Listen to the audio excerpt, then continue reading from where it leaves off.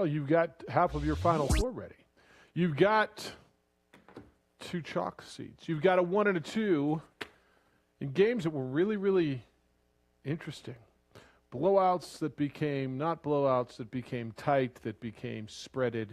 And Houston and Baylor have advanced. And remember when Dan came in? I don't know if you remember this call as the tournament started. And Dan came in and he said, I'm just taking all these Texas teams. I'm just taking Texas teams to go through. And Baylor and Houston, and probably had Texas in there too, who went out in the first round. But that's somewhat prevailing.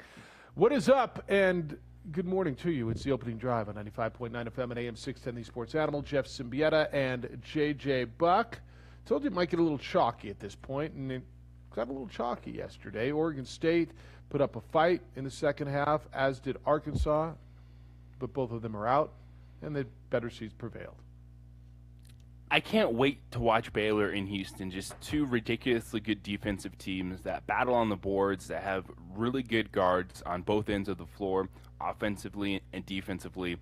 Oregon State, a ton of credit for that second half, because it looked like it was going to be a struggle for them to score like 35 points in that game. But they made a run, pushed Houston a little bit, just too much to overcome in that contest. And this Baylor, when they go small, that 4-guard lineup, they give you trouble even if you're trying to run your 4s out there, and that was the problem for Arkansas last night. Same type of thing. Try to go on that second half run, make a little push, but too much there at the end late, and I think it sets up a fantastic matchup between Baylor and Houston, and I'm excited for tonight's game, and especially Michigan and UCLA, because those are 2 teams that I keep doubting Michigan. I keep going, oh, it's probably UCLA's time is up now. Nope, and here we are in the Elite 8.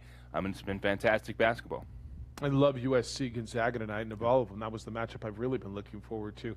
A lot to do today, and we're going to talk basketball a lot in the first hour. Richard Pitino, the Lobo men's basketball coach, is scheduled to join us coming up at 7:30 this morning. We'll talk to him about where he is in regards to players, transfer portal. I don't think you're going to get a lot of answers. It's just going to be probably, because I don't think he has them. I don't think he's keeping anything from you. I think it's early, but just kind of an update. I think you're going to learn more as he found an area of town to live in and a favorite restaurant or 2. I think that's really going to be more of what it is than anything else. But he'll join us, just kind of do a check-in with him coming up at 7:30. JJ, to me, the story of this tournament has been offensive rebounds and free throws. And I start thinking back, and that might even be the biggest story of college basketball. How do you win in college basketball? You play defense, right? Teams who play defense tend to win. But teams who rebound, especially offensive rebound, how many second shots did Arkansas give up to Baylor yesterday? And Oregon State more so to Houston. Houston got so many second chances. And you give a good team 3 shots on a trip, they're probably going to beat you. And I've watched that through this whole tournament. And then, you just miss clutch free throws, and you can't go 11 for 25 from the free throw line. And so I just, as I'm watching this, I think the 2 better teams won last night. That's not what I'm saying at all. But the teams that got beat, especially in these first half runs, when Oregon State got down by 17, when Arkansas got down by whatever their big number was, you start looking at it, it's like, dang, it's offensive rebounds. And so they come back, and what let the teams that win, Baylor and Houston in this situation, they in key moments got a lot of second chance points. They did, and Houston had the second best offensive rebounding percentage in college basketball this season. So it absolutely is something that they focus on, and they're really good at, as they attack the basket. They're not trying to get back in transition. They're trying to get those second chance points, extra opportunities on the offensive end, and it pays off for them with as well as they play in every area of the floor. And it's those moments, the pressure moments too, hitting free throws when they count down the stretch, but you also need to hit the free throws when there's 10 minutes left in the first half, because you go into the game, and Oregon State, I think at one point was like 11 of 20 from the field, and they got it down to a 1-possession game late, and you're going, well, hit 2-3 more of those free throws, you're at a tie game. And they're a really good free throw shooting team typically, and they weren't last night. I saw a tweet. Fran Fraschilla put it out yesterday and said Houston uses something called a rebounding bubble. And it's basically a bubble that you put over the basket. So when they have in practice, they run their offense, but nothing goes in. They know there's never every shot is a rebound. It's a bubble, so even if it's going to go, as a swish, it bounces off in a weird way because it's got the shape to it. But he says, coaches they use this bubble, and it shows the toughness is real. Basketball is a contact sport, and it is a physical sport. And I think I said this to you really briefly yesterday. I wanted to make this more of a point. But if you look at the teams that are alive, they're physical, tough teams. And my point yesterday, as we went into a break, was the Pac-12 teams that are still here. And I'll give Oregon this too. But the four Pac-12 teams were not your stereotypical of the past year's soft West Coast teams. Okay, UCLA is a Mick Cronin tough UCLA physical team. USC is anything but soft, right? Oregon banged with them all day. I think Oregon State is very. You never saw Wayne Tinkle play, but I mean, you could look at him and imagine the way he played, right? He was a banger. He was not soft. And I think you make that in practice, and you make that in coaching, and you make that in culture. And all these teams, there's not a soft team left. And I'm not going to sit here and tell you which teams are soft in the tournament, but I think rebounding and something like that, that's what wins, man. And especially in today's college basketball, I'd love to talk to Richard Pitino about this later. But rebounding, free throws, you got to make free throws. And we watched for forever teams that miss free throws and shoot. Whenever you see an 11 for 25 performance, they're not winning, man. And usually they lose by 3 points, and you go back and just go, dang. But second chances, to me, have been the story of this tournament. Yeah, and it's really is tournament basketball. It's you still have to have your creators, your shot makers, obviously, but the way your team is made up. If we look at the teams that are left, and specifically Baylor and Houston, of course, Houston got this talking the offensive rebound going. They have good guards, but they're two-way guards, and they play both ends of the ball. And I think that's the biggest thing. And I know.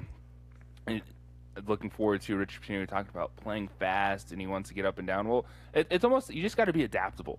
It's kind of like, all right, what team do you have? What players are available? And then what are you going to do on the defensive end? Because it doesn't matter how fast you play; it's the effort that you're putting in defensively and on the boards, because that's going to be the difference. And that's what we saw with what made Alabama and Arkansas good to a point was they scored points, but their effort, their possession numbers defensively were pretty good. So that is still the area of the floor they have to focus in and lock in on to win at a high level, which going back, and I think that's the fantastic dynamic between Gonzaga and USC tonight. You got Gonzaga, who's been an offensive-dominated team that really hasn't had to have many games where they have to buckle down and do stuff defensively. Well, they're going to get that test tonight against USC, who has that length, athleticism, defensive, rebounding team. All right, we got phones open for you today, 505-246-0610. That's area code 505-246-0610. If you want to get in, you can do that. Bobcat's taking your call there. You can send emails, Jeff at sportsanimалabq.com, JJ at sportsanimалabq.com. We're on the ProView networks. You can watch us on Facebook. Our Facebook page is The OD in the AM. Josh is producing for you downtown on the ProView side. Richard Pitino at 7:30 this morning. We're going to get into some NFL stuff as well. And, boy, what an ending for the women last night in the Baylor-UConn game. UConn advances with Arizona to the Final Four, which the Arizona thing's a big deal. But, boy, that UConn-Baylor game was something else, the way that ended. We'll get into that as well. 246-0610. It's the opening drive on 95.9 FM and AM 610, the Sports Animal.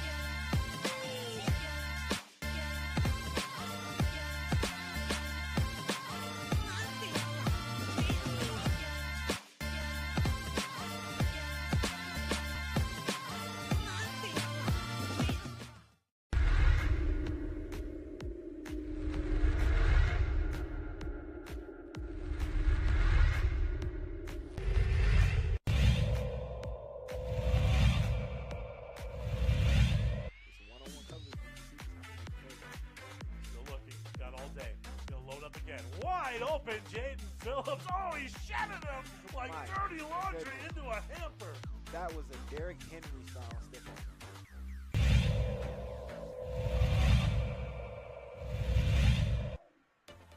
Motion, there's Winnikoff. Lane, it looks like Winnikoff's wide open over here, but he's threatened on the play. That was Jaden Brown, and he's going to have to just chuck this one up, and that's a touchdown! Wow! I can't believe he was in position for that play.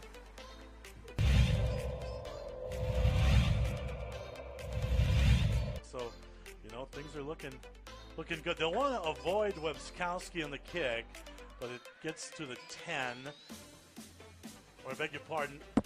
Now across the 50. That's going to be an opening house call. He's going all the way, and he's going to go untouched. 90 yards for Lujan, and that is a nightmare start for Clovis. Nice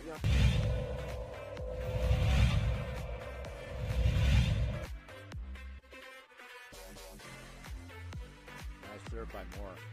Wow. Outstanding work. The middle blocker, Haley Areola.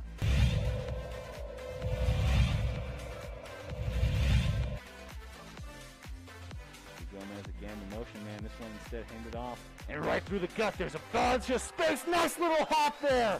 Atrisco fans are on their feet, and for good reason, as that's a 41-yard touchdown.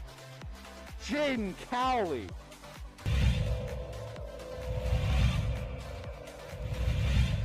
11 for the Tigers. Sherman will roll to his right. Throws on the down and out. Caught. Trying to go for the goal line. Leads it in. Touchdown. What a play.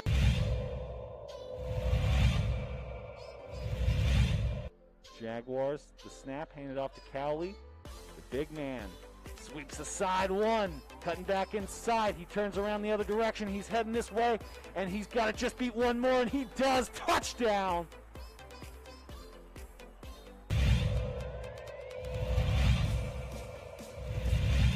A ball. Barella in the serve. There's a dig. Boom, the kill shot. Number 6.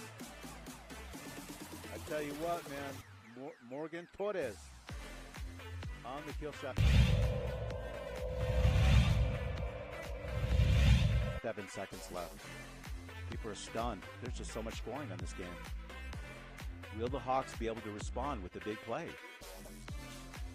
There's the fake on the right side. He's got an open field.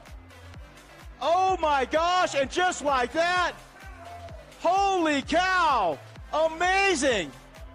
Just like that, the Hawks score. Number 2, Caden Valdez on the right side.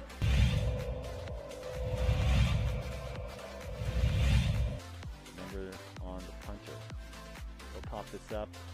The man to receive it is also wearing number 3, Isaiah Garcia. He does catch it off the hop. Nice move by him. He's got some room out there on the right-hand side. He's got to get around his opposite number. He does. Gets one block in. He gets around the last guy. Can he get in? And there's the first points for the Monzano Monarchs. Isaiah Garcia all the way here from his own 45.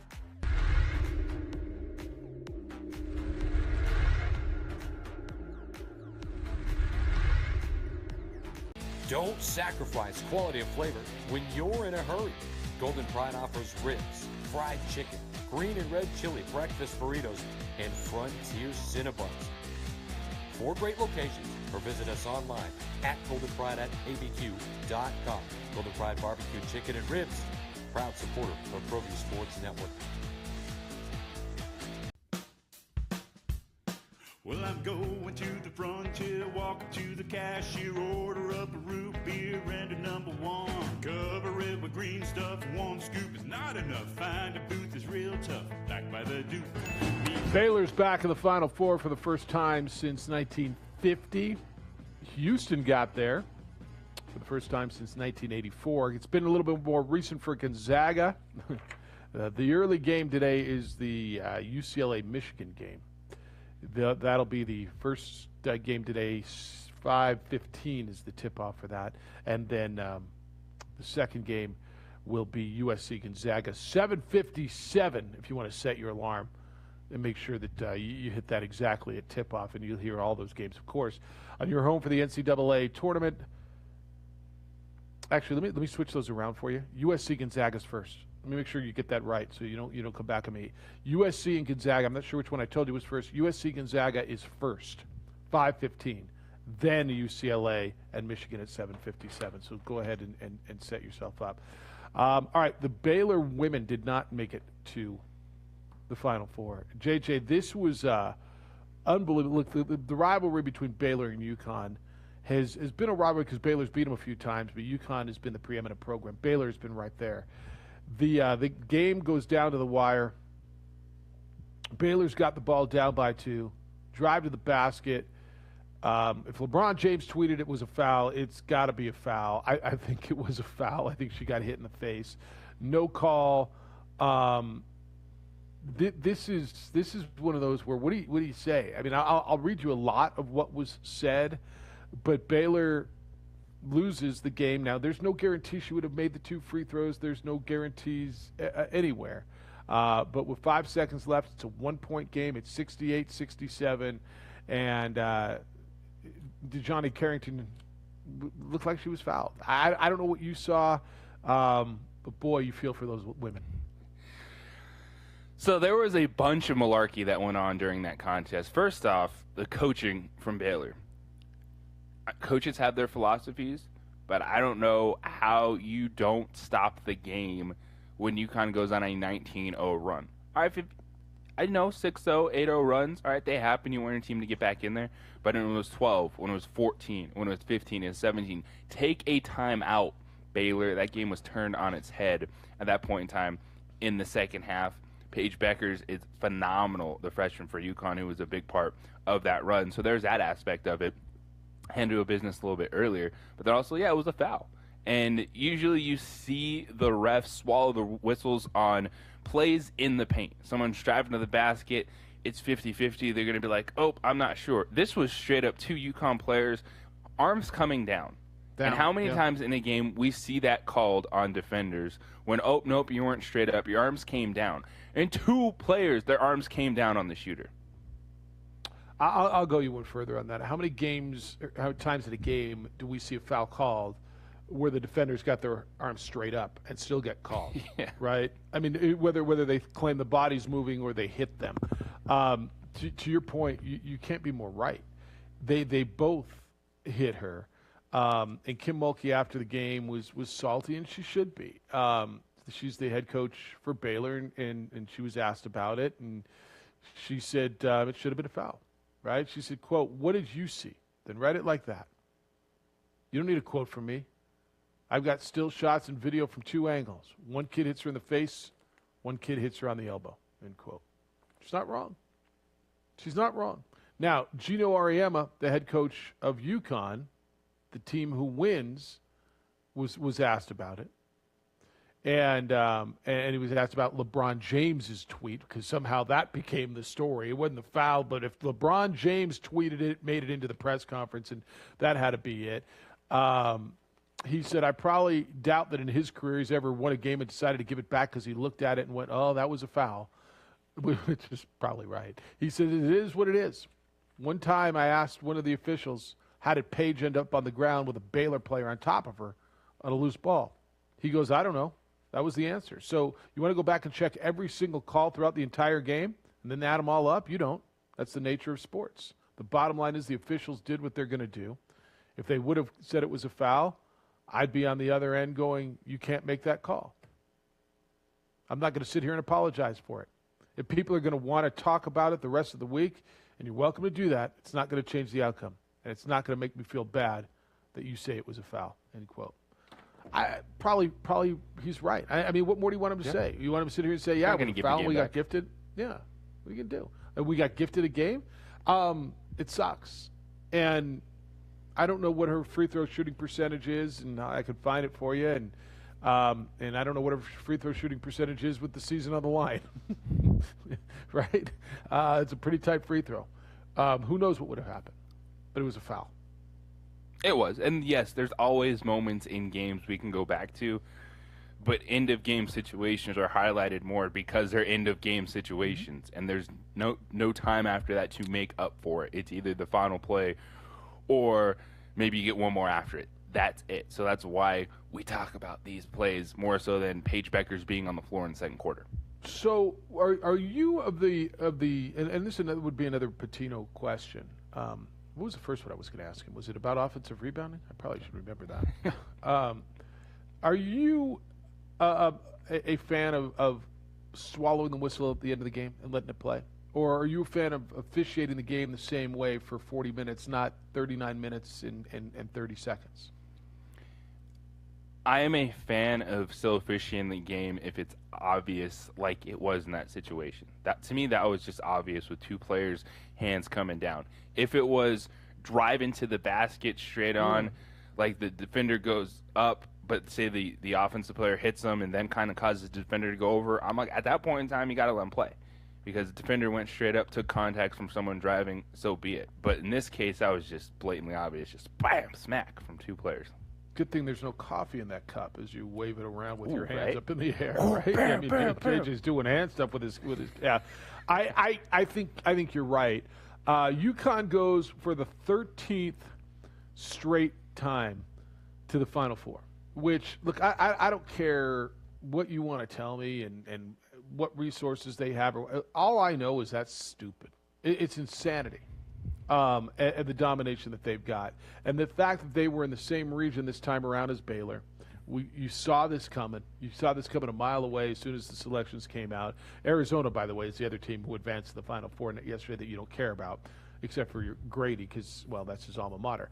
But 14 straight Final Fours is just insanity. I mean, somewhere along the line, you're going to get Oral Roberts, right? I mean, something's Yeah, going to happen. it's insane because think of how did they build UConn into a powerhouse? Mm-hmm. It's not necessarily a destination campus. Now, where do you want to spend about 4 years of your life? Oh, let's go Storrs, to Connecticut. Yeah, Storrs, Connecticut. The winter's got to be a little interesting, but it just they won. Oriema built a brand, got in the houses of the best players in the country, kept it going, and it's unbelievable. Yeah, it's interesting when you say it that way because how did Duke build? I mean, Durham's nice. How did Lexington, Kentucky? But before that, the women's powers were Louisiana Tech, Tennessee certainly, in Knoxville, and Old Dominion.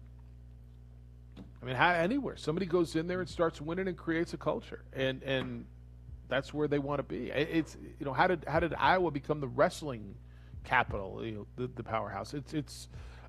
How did any of them happen? I think it's always those conversations are always fascinating. All right, 505-246-0610, 888-922-0610.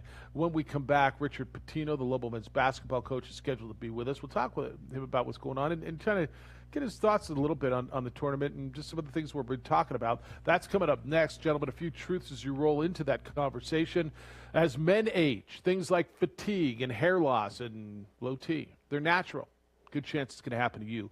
But there's something that you can do to fight that and battle nature. If you're experiencing these things, maybe you're regularly tired, carrying a few extra pounds, or you're dealing with erectile dysfunction, I suggest you call NewMale.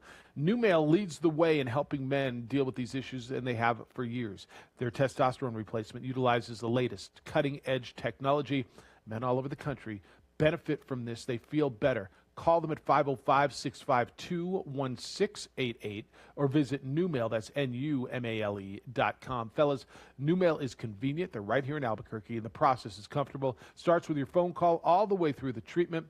NewMale guides you through the process, and the best part of this whole thing is the results are real. 505-652-1688. Don't put it off, guys. Take care of you. Visit NewMale.com or call 505-652-1688 and feel better.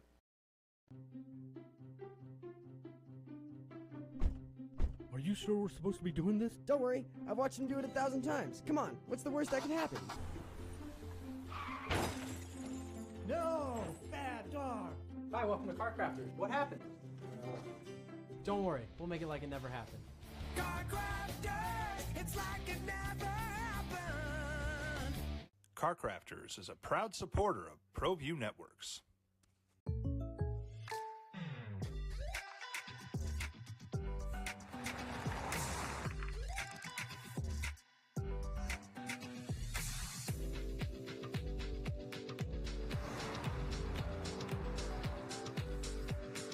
your surprisingly great rates, contact your local State Farm agent today. If you want the real deal, call State Farm agent Marty Size in Albuquerque today. Like a good neighbor, State Farm is there.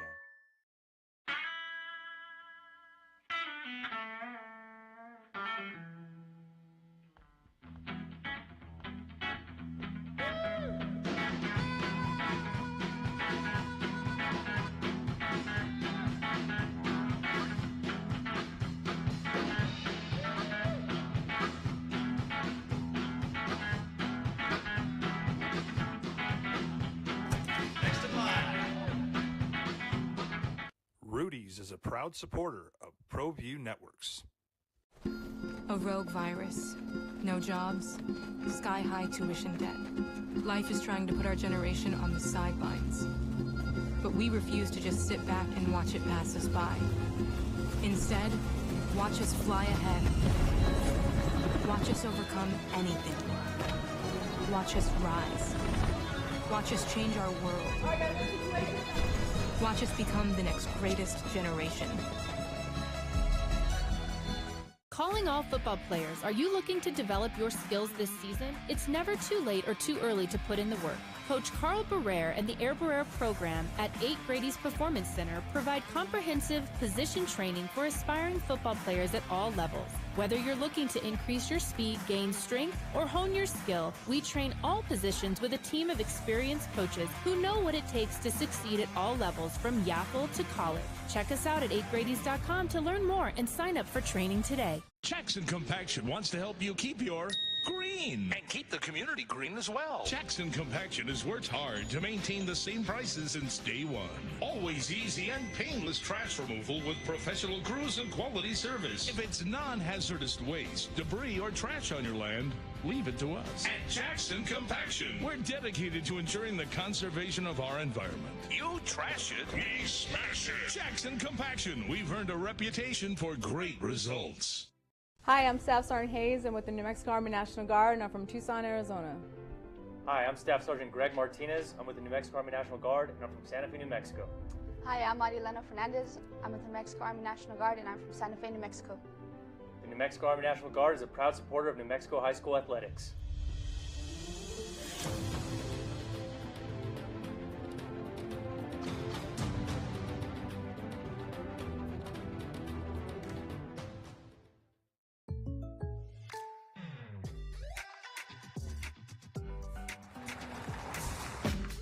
All right, back at it with the Elite Eight. You got half of your Final Four set.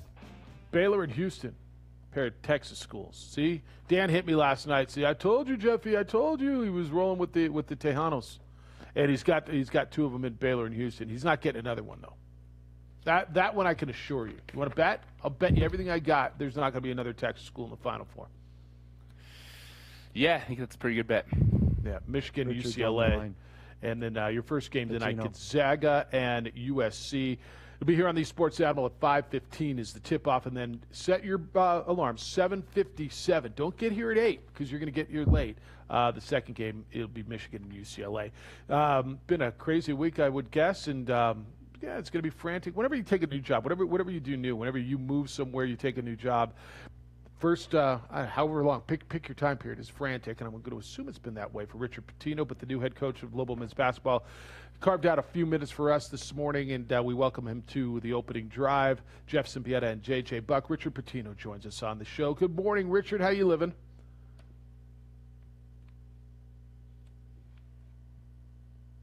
Coach, you with us? Bobcat? You know, it's Can you hear me? Yeah, I got you now. Thanks. Sorry about that. Welcome to us. How you living? Can you hear me better here? Yeah, no, you're good. We got you. Okay, perfect. I'm doing good. Yeah, like you said, I mean, it's the first few weeks are always a bit of a challenge. I will say that the COVID stuff, I don't know if it makes it easier, but you're not traveling as much, so you are able to kind of get a home base. But I actually would love to get out there and recruit, go get into families' homes and do all those, but you got to kind of figure it all out like everybody else is right now. Yeah, it'll take its time. Have you been watching any of the tournament? Did you get a chance to take a look at the games? I would assume you catch as much as you can. Yeah, I normally watch everything, but just been so busy. I did watch. I watched yesterday. I watched the Houston game. Watched that Arkansas game as well. And looking forward to today. I mean, there've been some really good matchups. It's still. It's great that it's on TV, but it's still certainly a little bit bittersweet, just that there's not fans there. But you're making the best of a difficult situation. But they've been some good games. They really have. They've been very entertaining. I think today will be as well.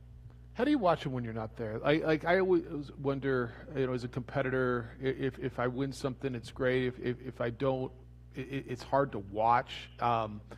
Do you, when you're not in, obviously the goal every year is to be part of it. Is it hard to watch, or do you watch with a coach's eye, with a fan's eye? How do you approach that? Yeah, a little bit of both for sure. I mean, I do think there's a kind of a moment that every coach goes through where you want to decompress a little bit, get away from it, because you watch so much basketball. But then it's just, you seem to always want to turn the TV on and see what the score is, And then when you do watch it, exactly what you said, I think you're watching it from a coach's lens of, okay, like, what are they running offensively? Like, I'm always trying to see what other teams are doing. And then being like, okay, how are they guarding pick and rolls? And really, it's not as complex, I think, as we all probably lead it to believe. It's just a matter of what teams do; they stick to it. But there's some teams, that we can all learn from. I think Houston's defense is terrific. Gonzaga's offense is really, really good. Michigan's just really fundamentally sound. We played them obviously twice. So for a coach, yes, you want to get away from it, but you always seem to find your way watching it. Yeah, Richard, and you talked about just the differences of what really the last year and a half have been, and especially when it comes to recruiting. So how is that still? Is it a lot of Zoom calls, texts, phone calls? How do you start reaching out now in this position? Well, exactly right. It's not normal. But, I've said from day one, if we're going to play the games, we're going to be, we're going to be judged as if it's normal. And I think everybody is. Somebody's going to figure out how to do it, and it needs to be us, because we're all going by the same thing. Nobody's allowed to go recruiting. Nobody's allowed to get into families' homes. You're going to see some mistakes made. I think it's just normal that way. When you're not able to go and evaluate them the way that we normally can.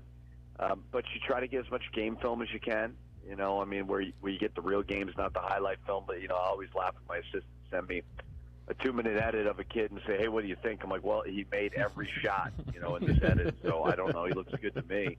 But a lot of Zooms, the beauty of it is I think the other side, the recruits and their families, they've become accustomed to it as well. And they're used to it. But when you're making decisions, life-changing decisions, and you haven't seen the campus or you haven't been there, there's going to be a lot of transfers, and I think you're starting to see that. So at some point, hopefully it resumes back to normal. And a lot of it for these college kids that I want them to get to is when the students are back on campus and the fans are back in the arena, they're going to feel more attached to it and less apt, to maybe change in school so often. Did I see there's 1,000 people or 997 players as of yesterday in the transfer portal? Yeah, I think it hit over 1,000. So it's for us. Obviously we do need to add some pieces in the spring, but everybody does. But you could probably get some good players. But the hard part is you're still in flux with the one-time transfer rule. Will that change? Will people get COVID waivers? So it is. It's like the whole world right now. I think everybody is just trying to make do and trying to figure it out and trying to get back to a sense of normalcy. But it's not there by any means. But you have to make the best of the situation. He's Lobo men's basketball coach Richard Pitino with us on the opening drive. And Richard, you were talking about learning this team and how you didn't want to force anything. You wanted it to be open. You guys have had a few workouts, and there's just a lot of this. Your players kind of focus on finishing the semester, kind of be yourselves around everyone. So, but have you gone back? Have you watched any game film? How have you approached it, and just getting to know the players that are here right now? Yeah, you're exactly right. I don't want to I don't want this to be like speed dating where I bring them into my office and pretend to get to know them over a 10-minute meeting. Like, that's not the way it works. I mean, this is going to take time for both of us.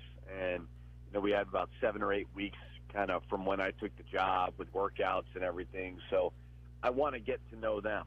I want to give them a shot. I want them to give me a shot. I told them they had a decision to make, because when, the decision to make a coaching change happened, like, they could have went right to the transfer portal, and they didn't. Like, and so I'm trying to get them to understand that you are my guys. Like, everybody's going to say, well, he didn't recruit you. Like, but you know what? You decided to stay. That means something to me. And then we've been doing a lot of work on the court, allowing, our individual instruction. We'll be able to get together, and that's been really good, just to see what their games are like. So I haven't watched a bunch of film on last year because I wanted to go in with an open mind. Whatever they did last year to me is really irrelevant from a basketball standpoint, because we're going to do things certainly the way I want to move forward. And so I've been really evaluating them on the court. I mean, the attitude is terrific. They're great kids. They got great spirit. They want to get better. Certainly we need to add some pieces in the spring to kind of make it a more complete team. But they've been really fun to coach. They've been, very welcoming to kind of what I'm trying to do, and they've really embraced it. Richard, Paul Weir's still in town, and I know you're working with the staff that was in place as of present, and he's said publicly that he's willing to help in any way to make the transition easier. Have you, or will you talk to him at all about whether it's players, whether it's anything? I don't even know if you knew Paul before you got here. Paul and I spoke. Paul worked for Marvin Menzies for a long time, and Marvin, my dad worked for your dad. But I don't know him real well. I spoke to him when he hired Dan McHale, briefly, just kind of about what I thought of Dan, but I don't know him well.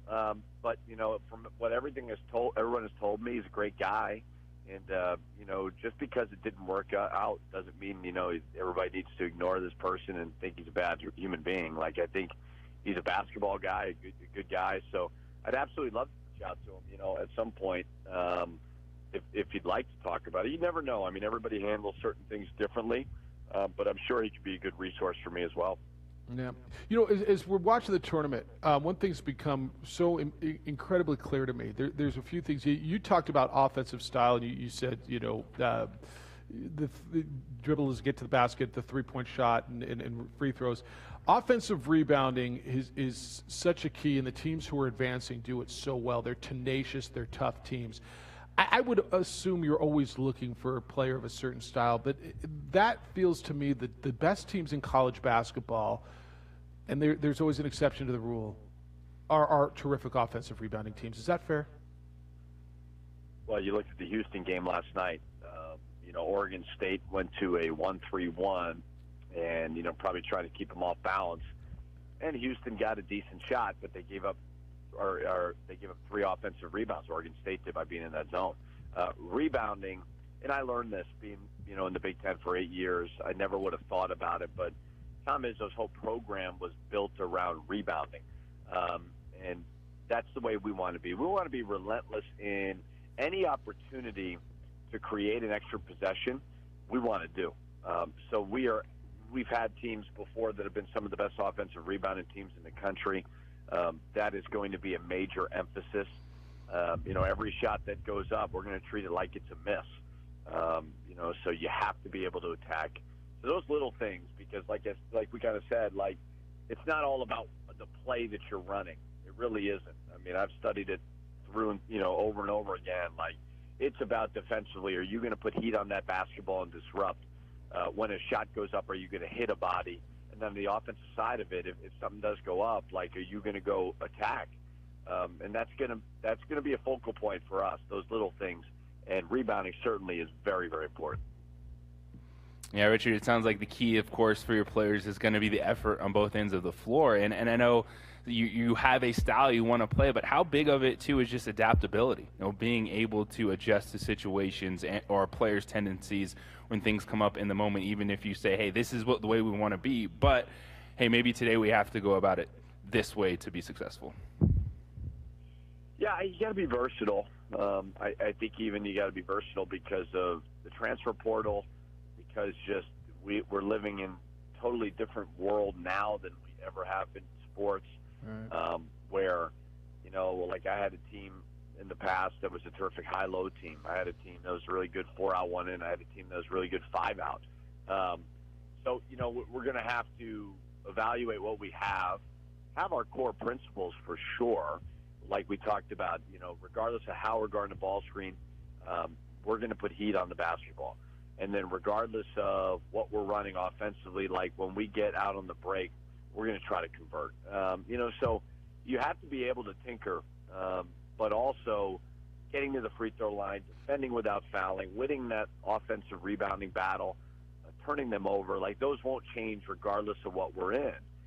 But you do need to know what you have on your roster, and kind of go from there. I mean, and certainly we have a lot of building to do, you know, to build around the pieces that we have in here. But that's the fun of it, you know. So, yes, you got to be creative. You got to be willing to do different things, but also stick to the core principles that you do have. Have you been able to evaluate? Do you feel like you've got a decent base to build off of as you go out and figure out what pieces you need to fill in? Well, I mean, certainly we've got a ways to go. I mean, you know, this team won 6 games last year, and so we're going to have to build it. But the one thing that I really, really liked is the attitude's been really good, and you know that's a start. You know, as if you have a great attitude, you're willing to get better, you're going to do very well in this program. So you know, it's going to take some time. You know, we're all impatient, but it's all about making great choices in recruiting. It's all about when they do get here, getting them better, putting them in a position to succeed. You know, it's like I said, you know, the first day I got here, like, the magic is in the work. It's not about some, you know, complex thing that we need to do. Like, no, like, live in the gym. They all know what to do. Let's all be committed to it and get better.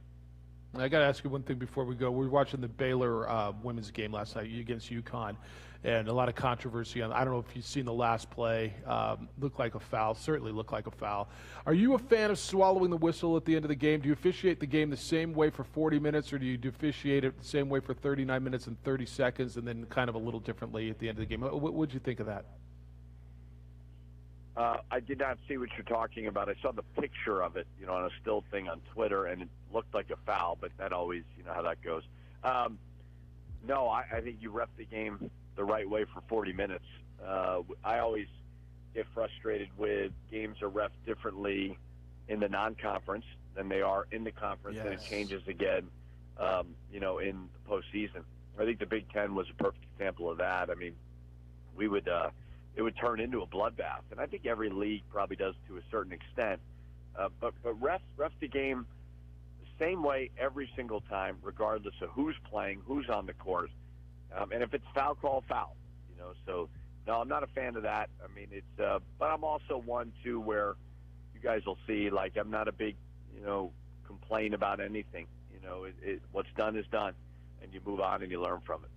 Yeah, I think that's so right. The game is officiated so differently, not just in the last 30 seconds, but it's you watch a game in December in Hawaii, and it's different. It's so differently officiated than a game maybe in a conference tournament at the beginning of March.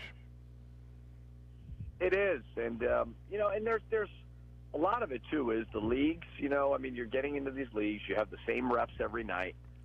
They get to know the tendencies of certain players. You know, you got coaches sending in clips to the, you know, the office. Hey, watch that guy, he flops or something like that.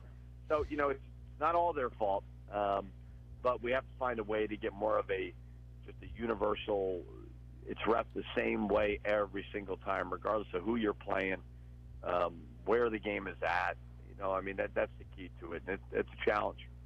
All right. Appreciate you spending some time. I know you got work to do. You got to find those spots where you get better cell service than you get others. And I'm still working on that after all these years been here. It's spotty. Appreciate you spending some time with us this morning. We'll catch up with you soon, but continued success. Best to you, and thanks again for the time. Thank you so much. Appreciate it. Richard Patino, the head basketball coach, Lobo men's basketball. Couple of things that were in there. I enjoy that conversation, and just on I already got a text. Well, he's talking about rebounding and defense. Like a Lobo fan just loves that. We'll get into what he had to say when we come back on the opening drive on 95.9 FM at AM 610, the Sports Animal.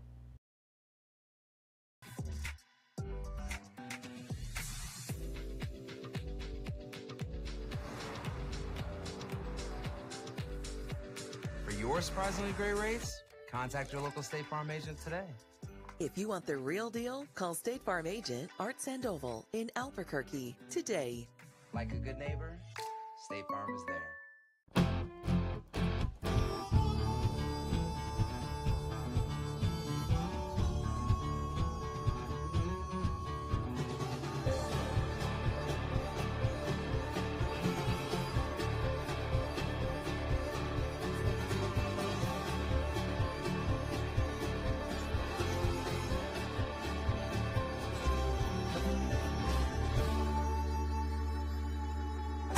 Next in line.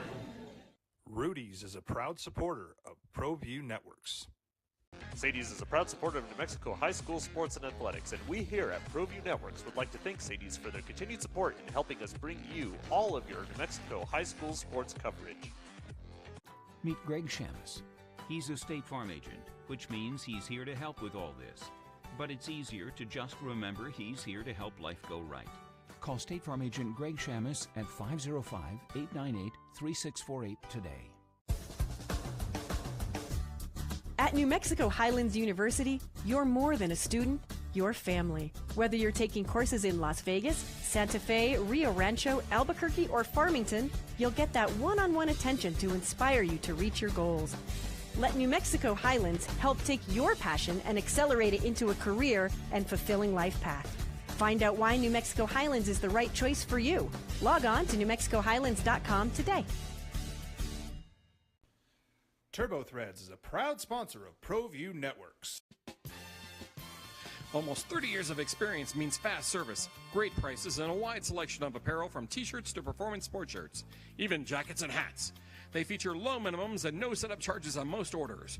TurboThreads is located at 1503 Golf Course Road in Rio Rancho, or find them on Facebook, online at turbothreads.com, or call 999-1234 for TurboThreads.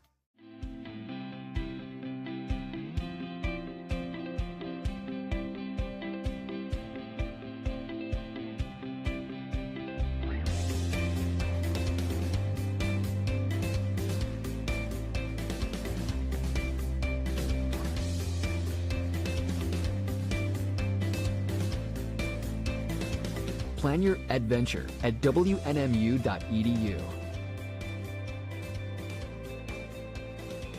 Extreme Clean is a proud sponsor and supporter of ProView Networks and all high school sports athletics.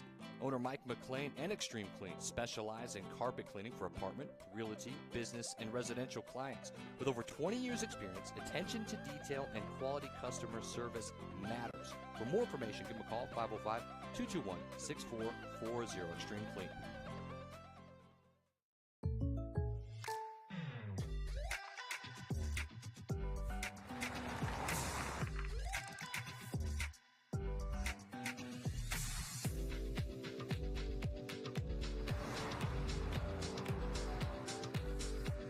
For your surprisingly great rates, contact your local State Farm agent today. If you want the real deal, call State Farm agent Ashley Duran in Albuquerque today. Like a good neighbor, State Farm is there. Here at Legacy, we are here to disciple people by helping them connect with God, grow in relationships, and live generously.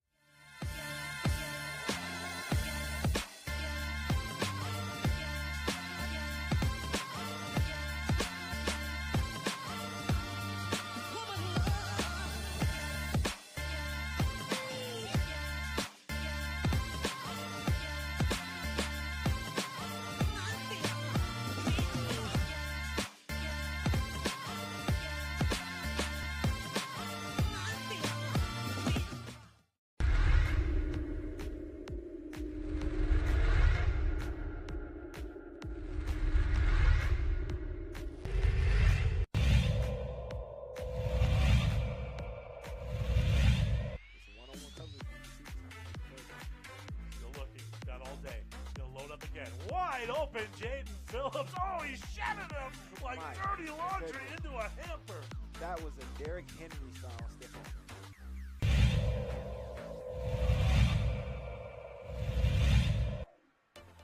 Motion, there's Winnikoff. Lane, it looks like Winnikoff's wide open over here, but he's threatened on the play. That was Jaden Brown, and he's going to have to just chuck this one up, and that's a touchdown! Wow!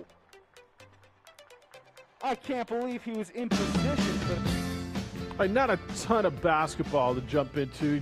At least detail with Richard Pitino, because there's just not a lot there, but I appreciate him spending some time with us as Lobo coach assimilates himself with the program. Jeff Siembieda and JJ Buck. JJ, I think the biggest thing, and for me, when I said, do you have the foundation? And he says, let's give it time, basically. They won 6 games last year, and I think, he's still figuring it out, but I think that answers your question. He's looking for a lot of pieces on that roster. I got a text that came in, and I didn't see it till afterwards, but said, ask him what he thinks we need to win a championship, and I don't know, what I heard was kind of everything. Yeah, more players and a lot of work. And I do appreciate he's giving the players an opportunity that are here. He's coming in saying, hey, we got a semester to finish out. We get some workouts in, get to know each other. While he has to deal with, all right, what is the rest of the staff going to look like? How do you start recruiting? All right, the context that you were probably on base with at Minnesota, try to reach out to a couple of those, but then you got to start probably hitting new houses. So everything you're doing, I can see how your head is spinning, especially right now as a new head coach. But he said, hey, at least everyone at right now is on the same playing field. Like, no one is bouncing anywhere. Everyone is just in their gyms trying to figure it out.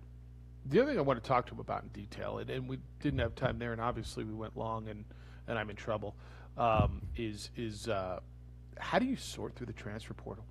There's more than 1,000 players in the transfer portal. So you're recruiting high school players and JUCO players, and you're in the transfer portal. And he talked about everything's so different. You're trying to assimilate yourself with everything.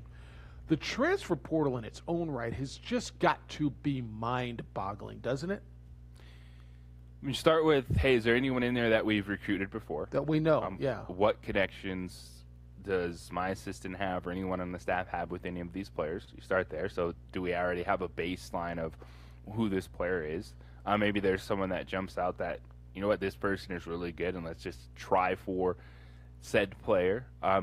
It's got to be something that you don't plan for, to your point, because it's got to take almost as much time as regular recruiting, because you start just running through that list. Right. Yeah, it's got to be a whole new dynamic. Absolutely. Plus the high school recruiting and everything else. All right, Brewer and James, you've been holding. Appreciate the call. Good morning, James. How you living? Nervous? Good morning, guys. Thank you. Yesterday I didn't really get to talk to go into depth and everything, but I feel kind of let down this morning. Oregon State, they had a great year, Pac-12, and tonight we're going to get ready for the Maize and Blue, and I feel very confident. I think that we're momentum is in our corner. To me, Michigan, I think Michigan, when they beat Florida State, they kind of they showed they showed everything, and everything went right for them, and that's why I feel confident, because usually after a game like that, where everything works right, you come back in a game where everything kind of really doesn't work too good, you know what I mean? So I'm really confident. Kudos to Oregon State, Ethan Thompson.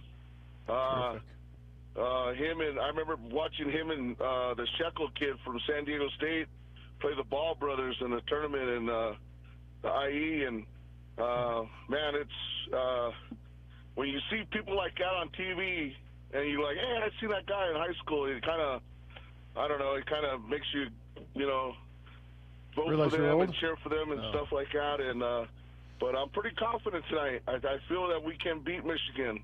It's going to be a close game, really close game, and That's all I got to say, guys. Have a good one. Go Bruins. All right. See, I wonder if Bruin James rooting for SC. See, he mentioned the whole Pac-12, but you notice how he's rooting for Oregon State, but a Bruin fan. I think he's drawing the line at SC. SC sounds like honestly, he's rooting for the whole conference. He would root for Arizona. He would root for Colorado. But I just you didn't hear him say a word about SC. Honestly, if you were going to, who would you give a better chance of winning tonight, USC or UCLA? UCLA. Do you? I think that game matches up better for them. I think it's going to be a tight contest, physicality, a grind. I love the way they're playing, USC man. can absolutely cover. So, yeah, I love the way UCLA's playing. And I, as I told you yesterday, we're going to sit here probably with 3 1s and a 2 when we hit the Final Four. But I got a weird feeling about SC tonight. And again, I'm on Gonzaga to win the whole thing, but I got a weird feeling about SC tonight. SC has been terrific. Now they could get blued out, right? They could have just, everybody's had an off game. I mean, you watch Arkansas played with fire the whole time. Everybody had a struggle somewhere along the line. But SC has it. SC and Gonzaga, like I told you yesterday, and Baylor, the 3 most impressive teams to me in this tournament. And 2 of them are going to play each other tonight. All right, 505-246-0610, 888-922-0610. I think we're due for a top of the hour ID. Is that right? Yes. Okay. So let's do that, and we'll restart this thing at the top. Glad you're with us on ProView Networks at 95.9 FM and AM 610, the sports animal. K240BL, Albuquerque. Albuquerque, a Cumulus station, the sports animal. And you don't have to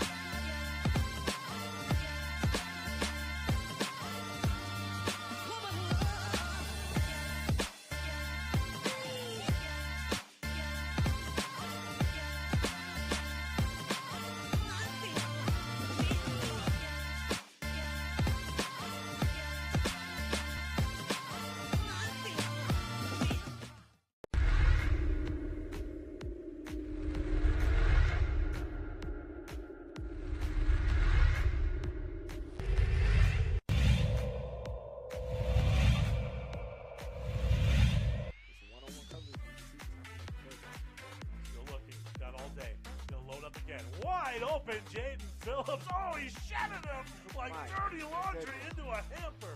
That was a Derrick Henry style stiff-arm.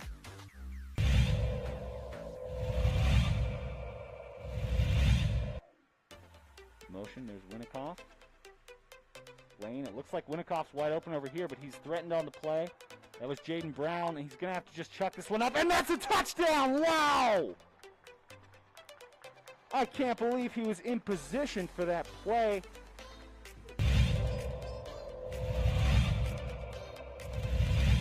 So, things are looking good. They'll want to avoid Webskowski on the kick, but it gets to the 10.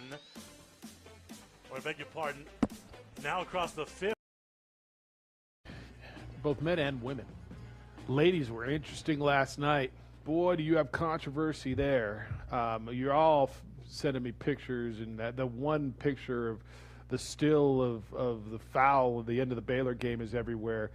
Now everybody cares about women's basketball because you got a coach who says stop COVID testing, and you had controversy at the end of the game. So that you have that. What's up? It's the opening drive on 95.9 FM and AM 670 Sports Animal. Jeff Siembieda and JJ Buck. You like Kim Mulkey, the Baylor coach? She does a great job, but she's terrific. Was an absolute disaster last night. So on both fronts, on the foul front and on the COVID front? It was not on the foul front. It was the fact you let UConn go on a 19-0 run and you didn't do anything about it. And then the post game was just a mess. After the game, Kim Mulkey said, and this was really not even a question. There was nobody. I think everybody at this point has accepted COVID testing, right? COVID protocols. Richard Pitino just talked a little bit about, it's going to be nice to get people back into the buildings and go. But I think everybody's accepted kind of where we are. And this was not in response to a question, and she's not going forward with her team. But, quote, after the games today and tomorrow, there's 4 teams left, I think, on the men's and women's side. They need to dump the COVID testing. Wouldn't it be a shame to keep COVID testing, and then you got kids that test positive or something and they don't get to play in the Final Four, so you just need to forget the COVID test, get the 4 teams playing in each Final Four, and go battle it out, end quote. You're not saying no? What like would be worse is but the women's tournament has done a fantastic job to this point, and they've been playing in Austin and in San Antonio, and they haven't had any issues. Fingers crossed, knock on wood. But you still got it. There's the protocols are in place for a reason, because this stuff is still everywhere, and it would be unfortunate. But at this point in time, I think if you're doing what you need to do, we'll see the Final Four. You've had one game. You've had one game canceled.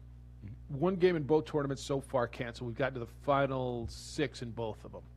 And that was that VCU-Oregon first-round game on the men's side. I guess what would be worse, JJ, is COVID went undetected and went through and somebody got really sick or, God forbid, died on a coaching staff somewhere. I'll give her this. It would be, did she say a shame? What would she say? It would be, it'd be a shame. It would be. If a team got to the Final Four and didn't get to play. To her point about the almighty dollar, to lose a Final Four game and not have that television would be probably more than, quote, a shame. Where she's coming from is saying, look, we're in a bubble. Everybody's in a bubble. Tightly controlled. You don't need to test. They're obviously going to test every day. They're going to continue the testing. And these teams are staying. It's not like they've been traveling back. In a typical year, you would go to a site, let's just say Albuquerque, because those were the good old days. And if you made it to the Sweet 16, you'd go home for a couple of days. So you'd go back to your campus. Then you'd go to the next site, go home, and then go to the next site. So they've eliminated all of that by keeping both of these tournaments in one place. And JJ, I think for the most part, in the middle, if you want to tell me towards the end, I'm fine with that. I hope that's right. But we are still in a global pandemic. There are still people contracting COVID in the hospital and dying. To lose one game to this point, I would have told you, if you'd have put the over-under at 1.5, I'd have probably gone over that. By this point, they'd have lost more than one game, wouldn't you? Yeah, I would have thought maybe a couple games, especially if we're talking 2 tournaments combined.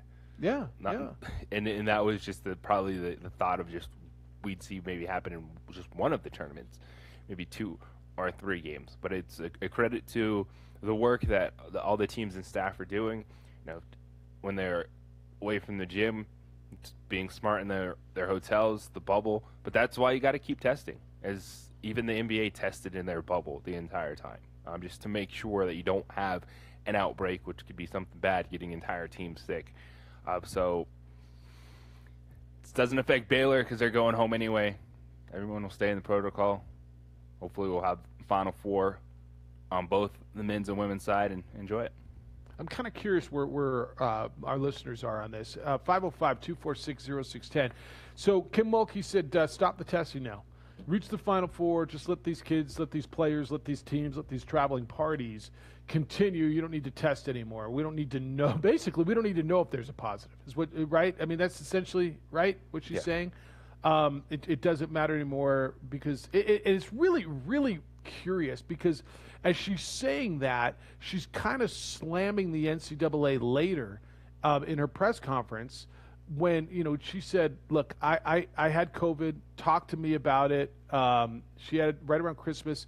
She was out for a January game, and she said that I know what COVID's all about, but then she said the answer is the season will continue. It's called the almighty dollar. The NCAA has to have the almighty dollar for the men's tournament. The almighty dollar is more important than the health and welfare of me, the players, or anybody else. Our conference does this.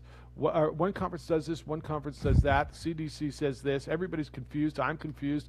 I'm uncomfortable coaching. I understand COVID is real. I've had it. Come talk to me sometime.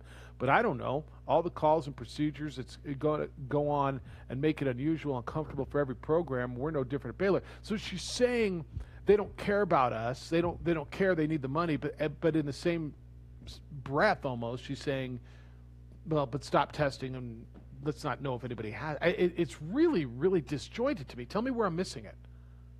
You're not missing anything. It's a very disjointed statement. It's, hey, we're at this point in time. Let's throw caution to the wind just to make sure that we can play these games.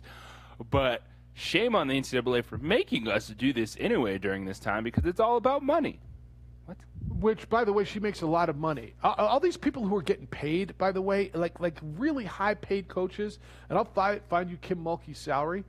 I don't hear, the people who are like saying that stuff. Well, we should, they damn the NCAA for playing these games for all this money. I don't hear any of these people saying, "We'll take some of my money back," though. Do you? No, that's usually not what people like to say. What do you think she makes? Salary. Women's $1 million basketball bucks. coach, Baylor. What you say, $1 million? Yeah. 2.27 to coach women's basketball at Baylor. And I'm sure she got some bonuses to get, and probably lost a big bonus last night on that call, right? But $2.27 million to coach women's basketball at Baylor.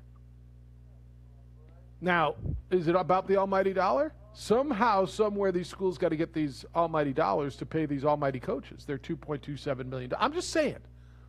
How do you have it every single way? How do you have it? Well, it's all about the almighty dollar, but we shouldn't test, but I want mine. How is it all? How I'm listening. Tell me what I'm missing, because I'm listening. I don't think you're missing anything.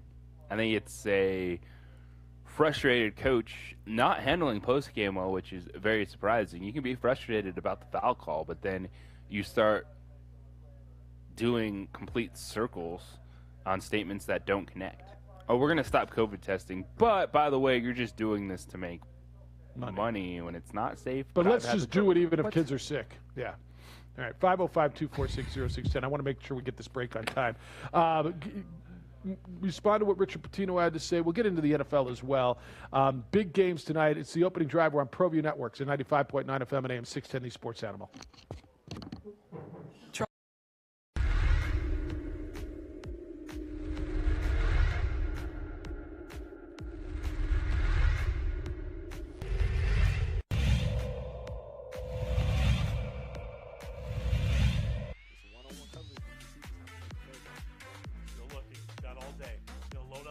Wide open, Jaden Phillips. Oh, he shattered him like dirty laundry into a hamper. That was a Derrick Henry style stiff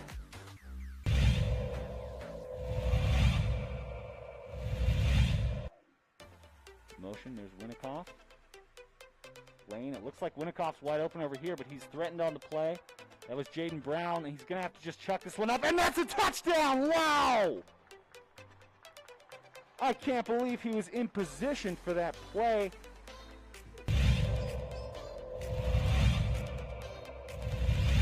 So, things are looking good. They'll want to avoid Webskowski on the kick, but it gets to the 10.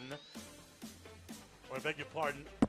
Now across the 50. That's going to be an opening house call. He's going all the way, and he's going to go untouched. 90 yards for Lujan, and that is a nightmare start for Clovis. That young.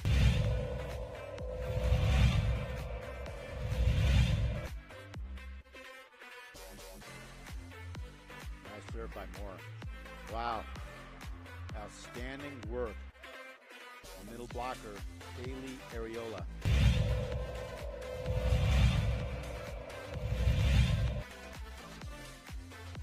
Gomez again in motion, man. This one instead handed off. And right through the gut, there's a bunch of space. Nice little hop there. Etrisco fans are on their feet, and for good reason, as that's a 41-yard touchdown. Jaden Cowley. And 11 for the Tigers. Sherman will roll to his right. Throws on the down and out. Caught. Trying to go for the goal line. Leads it in. Touchdown. What a play.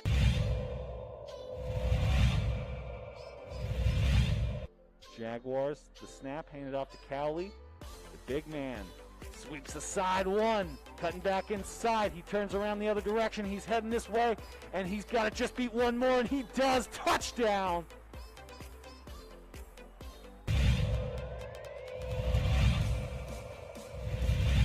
A ball. Barella in the serve. There's a dig. Boom, the kill shot. Number 6. I tell you what, man, Morgan Torres on the kill shot. 7 seconds left. People are stunned. There's just so much scoring on this game. Will the Hawks be able to respond with the big play? There's a fake on the right side. He's got an open field. Oh my gosh, and just like that, holy cow, amazing. Just like that, the Hawks score. Number 2, Caden Valdez on the right side.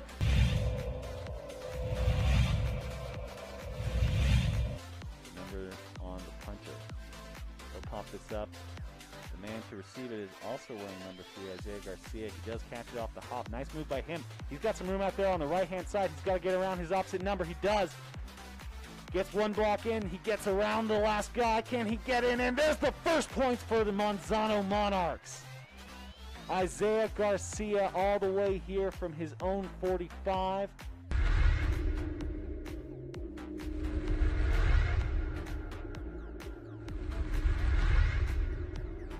Don't sacrifice quality and flavor when you're in a hurry.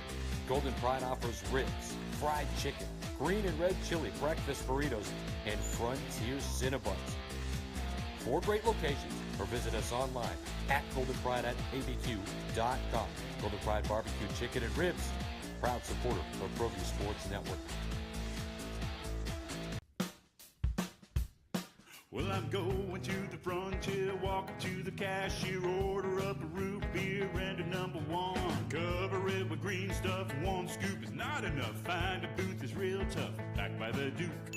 Meet my family, meet my friends in the quirkiest restaurant I have ever been. All of Albuquerque's favorite spot, it's the Frontier Restaurant. The Frontier Restaurant is a proud supporter of ProView Networks. Are you sure we're supposed to be doing this? Don't worry, I've watched him do it 1,000 times. Come on, what's the worst that can happen? No! Bad dog!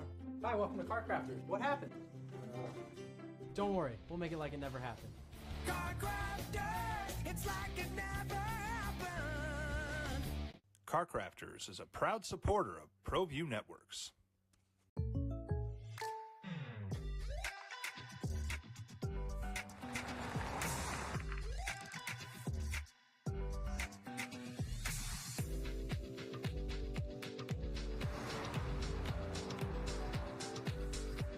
For your surprisingly great rates, contact your local State Farm agent today. Dr. Stephen Coleman changed my life. That's right. That's a big statement. I understand. When you say something changed your life, it's a big deal. Did it really, Jeff? Yeah, it did. LASIK at Coleman Vision changed my life. I had a high degree of astigmatism. It's one of the reasons I went to see Dr. Coleman. I had LASIK surgery. I just was wearing glasses, and that's when I was anchoring the morning news. Getting up at 3 in the morning, putting on my glasses, going in, makeup, lenses, contact. It was horrible. Dr. Coleman took care of that, and I've never worn lenses since. It's been amazing for me. And the way they do it, the way they treat you, the Colemans have become family to me. Went in at 1 o'clock in the afternoon, had the surgery, opened my eyes, immediately saw the difference, and anchored the news the next morning at 5 o'clock without any lenses. If you think you are a candidate for LASIK, go let Dr. Coleman change your life as well. Look at what they do at ColemanVision.com, and I'm just going to tell you that people come from all over the country to Coleman Vision to get their LASIK done here in Albuquerque at Coleman Vision by Dr. Stephen Coleman, because he is part of the process. He is in on creating, developing the latest technology. He has been. That was in 2003 for me, and he's always in on this, and this is all done out at Sandia Labs. Change your life. Coleman Vision is the spot if you're thinking about corrective LASIK surgery. It changed my life, and it can change yours. Go to ColemanVision.com or call them at 821-8880. Seeing is believing, and I absolutely believe. It's the opening drive. Jeff Siembieda and J.J. Buck. People are losing their mind about the Baylor call and the women's game. Look, I want to hit the men's game a little bit last night. Muss's team in the Arkansas game to Baylor got down. I thought they were going to get run out of the building. And in fact, they were getting run out of the building. And they came all the way back. Both games were kind of the same, right? One team just absolutely running the other team off the floor. The white shirts running the dark shirts off the floor. A big surge for Arkansas was at the end of the first half. For Oregon State, it was the second half. But I thought Muss's team showed a lot of poise coming back. I give Houston a ton of credit because they've had a lot of battles in this tournament. And so the teams that have had battles, and Houston's had one every step of the way after the first round with Cleveland State. The Rutgers game, they were lucky to get through. I told you, that's always seems to be the pattern, JJ. A team wins a championship, and you look back, and there's one game that, boy, it could have gone the other way, and then they go on. The fact that they're battle-tested, that they are so damn tough and play defense the way they do. Both of these two teams play defense as well as anybody. Yes, and it's kind of the theme of the day when we're talking about what's standing out about these tournament teams, looking forward to the future of the Lobos program, talking with the Richard Pitino. And it's the way that you can handle the flow of a basketball game. Because basketball is a game of runs. And anytime you see a team up by 17, it doesn't mean that, they're going to win this game by 35. Because you're going to have to respond. And we saw that yesterday, as you mentioned, in the second half. I was actually surprised that Oregon State went on their run against Houston. That was the biggest surprise to me. But then even seeing Arkansas come back on Baylor in the second half. But it's about it's punching and counterpunching. Dropping all the cliches you want. It's handling adversity in those moments. And the two best teams right now at doing that, at least to this point in time, have been Houston and Baylor with their moments, and it's survive and advance. It's escape when you can. You escape that Rutgers game, and now all of a sudden you're here in the Final Four. So Arkansas has been doing it every game, including their first game. I mean, you look at Arkansas's route. They were down to Colgate in their first game. They were down to freaking Colgate in the first round, and they came back and won. Where's my Arkansas bracket? Which side are they on? I'm just trying to find their route. Oh, Texas Tech. They were down. They were down to Oral Roberts. So Arkansas played this game, and they played with a little too much fire because Baylor is just so long, so deep, so athletic, so good, so bouncy, so talented. And Oregon State didn't surprise me because it's. Let me give it to Wayne. The 1-3-1 that he went to, that Oregon State went to, and Wayne Tinkle went to that. You see, you hear about adjustments. What are adjustments? And I keep thinking back. Remember years ago when Craig Neal was here, and the Lobos lost at San Diego State, and San Diego State threw that zone defense at them. Remember that one game there, and people lost their mind. How could they not be ready for it? And Wayne Tinkle played at Montana do you remember Stu Morrill, the coach at Utah State? Yes. He was the coach before Tim Duryea. He was the longtime coach at Utah State. Wayne played for Stu Morrill in college, and Stu Morrill utilized that 1-3-1. And I think that was a Wayne Tinkle where Wayne pulled that from. It flummoxed Houston quite a bit, and I think that's how they got back in the game. Typically, you're going to get back in the game not just by scoring, but obviously with defense. Defense is going to have to create offense, and you got to get stops. And I give it to Oregon State. I told you the most impressive three teams that I've seen in this tournament have been Gonzaga, USC, and Baylor in whatever order you want to put them in. They've just been so good, so dominant, so consistent, so complete. But to me, maybe the most impressive run, because it was so unexpected, and you can throw UCLA in this if you want, is Oregon State. And so that's it didn't surprise me that they battled back. I'll tell you what, Wayne's got a program up there. And a run to the Elite Eight like this does a lot for recruiting, does a lot for your stability as a head coach, first of all. He probably bought himself at least 3 more years. Don't you think? Well, there's a lot of things we assume. Oh, yeah, that's going to buy X amount of time. At a place like that? But at Oregon State, yes, I'm with you. Right? At a place like that, hey, man, you're picked 3rd or 12th in your league. You win your league and you go to the Elite Eight. And you showed like you did nothing but just earn respect for that university and that program, and I think it helps recruit. Look, they recruit Southern California now. The whole Pac-12 has rosters made out of Southern California. I mean, they're from everywhere, but they're all in Southern California. I think that program's real. Now, I look at the Pac-12 and I say, why you can make an argument for every single program in that league why they should be good, right? Like this should be happening more often.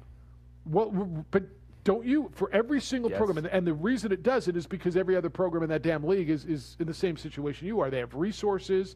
For the most part, they're in really good locations, and they've got a good recruiting pool, right? That's why I think Craig Smith's going into Utah, and it's not as easy as people think, man. You know, that league is so damn hard. What Tad Boyle does at Colorado to me is impressive, because Boulder's cold, man. While it's beautiful, it's like it's not Arizona. You know what I'm saying? It's a Connecticut thing. Well, it somewhat is, but I look. You can make an argument for every school in the Pac-12 except maybe Washington State. That why aren't they? They've got the facilities, they've got the location, they've got the recruiting base. Why shouldn't they be good? Right? Give me a crappy location in the Pac-12. Give me one. Pullman. Right? That's it. You got another one? Corvallis is beautiful. Eugene's beautiful. Bay Area is gorgeous. It's populous. I haven't been to many of these, so I'm gonna have to. No, I've been to every one of them. I think I've been to every one of those campuses. Actually, I've never been to Boulder. I've been to Denver, but I've never been to that campus. It's the only one I haven't been to. But they're gorgeous. And they all have facilities. They all have money. And so Oregon State has always been kind of the next echelon up from Washington State, wouldn't you say? Yeah. They're Oregon's little brother in some respect. And I think this goes a long way for him. So the distinction between the most impressive performances and maybe the team I'm most impressed by, there's a differential there. I think the run that Oregon State went on is the most improbable, and UCLA's is quite improbable as well. Yeah, in terms of the better run, it's UCLA because they beat the better team. Beating Alabama is the trump card, in my opinion, in that conversation. In fact, they had to play an extra game too. Oklahoma State was pretty damn good. Okay. But beating Alabama's a better team than Oklahoma State. And but there's Abilene Christian in there. So you go Michigan State to Abilene Christian and the BYU. Either way, it's impressive that these teams they're are still both here. Good. Yeah, they're both good. And then ultimately coming back to your point is, it absolutely reinforces that Wayne Tinkle could be a coach that is there for another decade. Easy. So here's why, and your point's right. They're both equally impressive. And one's an 11 seed that had to play in the first 4. The other one's a 12 seed that had to win its conference tournament to get in. You know why one's more impressive than the other? You know why Oregon State's more impressive than the other? Because those guys are UCLA. Because those guys have all those 5 stars. Because those guys have all those banners. Because they had the Wizard of Westwood. Nobody remembers Ralph. Do you know who Ralph Miller is? Ralph Miller was the coach who, when Oregon State was good back in the 70s and 80s, he built Oregon State. They were good back then. What have they been since Ralph Miller? They haven't been to the NCAA. They haven't been to the Sweet 16 since A.C. Green was there. Right? UCLA's UCLA. UCLA's got a roster full of 5 stars. What was Oregon State got? To me, while they're both incredibly impressive, that's why I give the edge to Oregon State. Who's Wayne Tinkle? Everybody knew who Mick Cronin is. Who's Wayne Tinkle? Well, They knew that. Doesn't Mick Cronin host a radio show too, or something along Yeah, in those lines? Albuquerque. He Yeah, does a lot yeah. of stuff. But Wayne Tinkle is absolutely a fan favorite now. We knew him thanks to you, Jeff, and the Montana connection. So we knew who Wayne Tinkle was. But how about, did you see that moment too when they put up his playing career? Oh my goodness! I did not see that.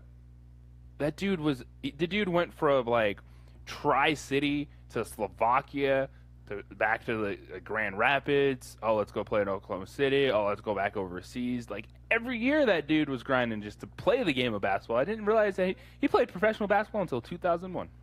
Yeah, I didn't see that. Their game, the second half for I got back just at the end. I had to go pick up Addie from practice, but I knew that he was all over the place. When I knew him, it was when he was playing for the Tri-City Chinook of the CBA, and that's how I got to know him a little bit. But that's those guys' career. Have you ever looked at Muss's coaching career? I mean, the guys who bang around the CBA. It's kind of how that is. All right, we better take this break. I don't want to run too late. Come back. I take your calls at 505-246-0610. It's the opening drive on ProView Networks at 95.9 FM and AM 670 Sports Animal. Call State Farm agent Marty Size in Albuquerque.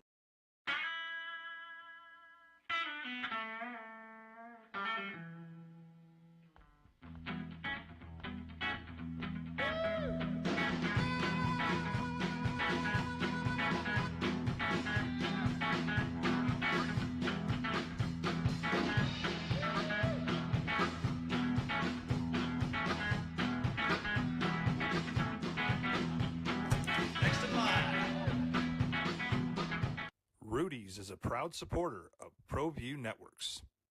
A rogue virus, no jobs, sky-high tuition debt. Life is trying to put our generation on the sidelines. But we refuse to just sit back and watch it pass us by. Instead, watch us fly ahead. Watch us overcome anything. Watch us rise. Watch us change our world. Watch us become the next greatest generation.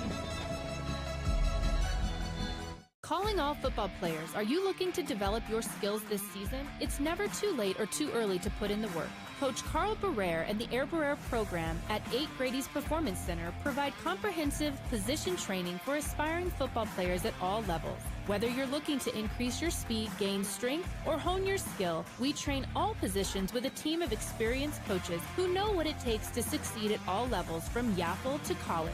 Check us out at 8gradys.com to learn more and sign up for training today. Jackson Compaction wants to help you keep your green and keep the community green as well. Jackson Compaction has worked hard to maintain the same prices since day one. Always easy and painless trash removal with professional crews and quality service. If it's non-hazardous waste, debris, or trash on your land, leave it to us. At Jackson Compaction, we're dedicated to ensuring the conservation of our environment. You trash it, we smash it. Jackson Compaction, we've earned a reputation for great results. Hi, I'm Staff Sergeant Hayes. I'm with the New Mexico Army National Guard, and I'm from Tucson, Arizona. Hi, I'm Staff Sergeant Greg Martinez. I'm with the New Mexico Army National Guard, and I'm from Santa Fe, New Mexico. Hi, I'm Marilena Fernandez. I'm with the New Mexico Army National Guard, and I'm from Santa Fe, New Mexico. The New Mexico Army National Guard is a proud supporter of New Mexico high school athletics.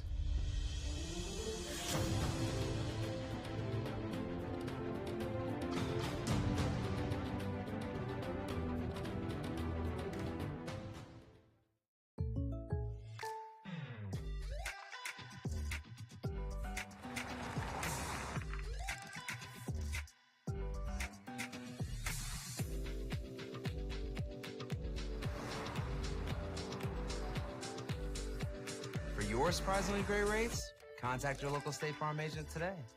If you want the real deal, call State Farm agent Art Sandoval in Albuquerque today. Like a good neighbor, State Farm is there.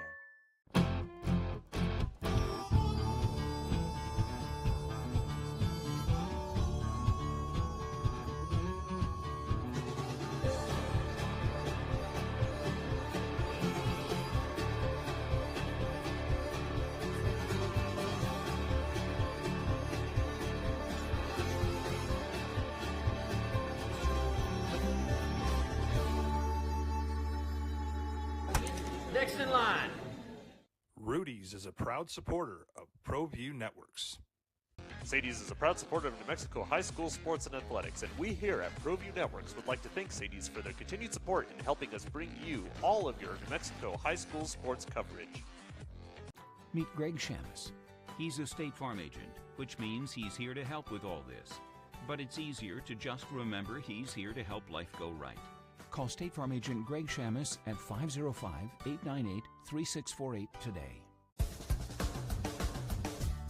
At New Mexico Highlands University, you're more than a student, you're family. Whether you're taking courses in Las Vegas, Santa Fe, Rio Rancho, Albuquerque, or Farmington, you'll get that one-on-one attention to inspire you to reach your goals.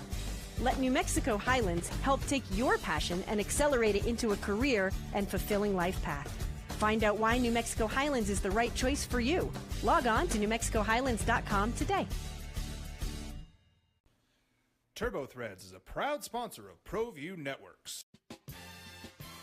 Almost 30 years of experience means fast service, great prices, and a wide selection of apparel from t-shirts to performance sports shirts, even jackets and hats. They feature low minimums and no setup charges on most orders. TurboThreads is located at 1503 Golf Course Road in Rio Rancho, or find them on Facebook, online at turbothreads.com, or call 999-1234 for TurboThreads.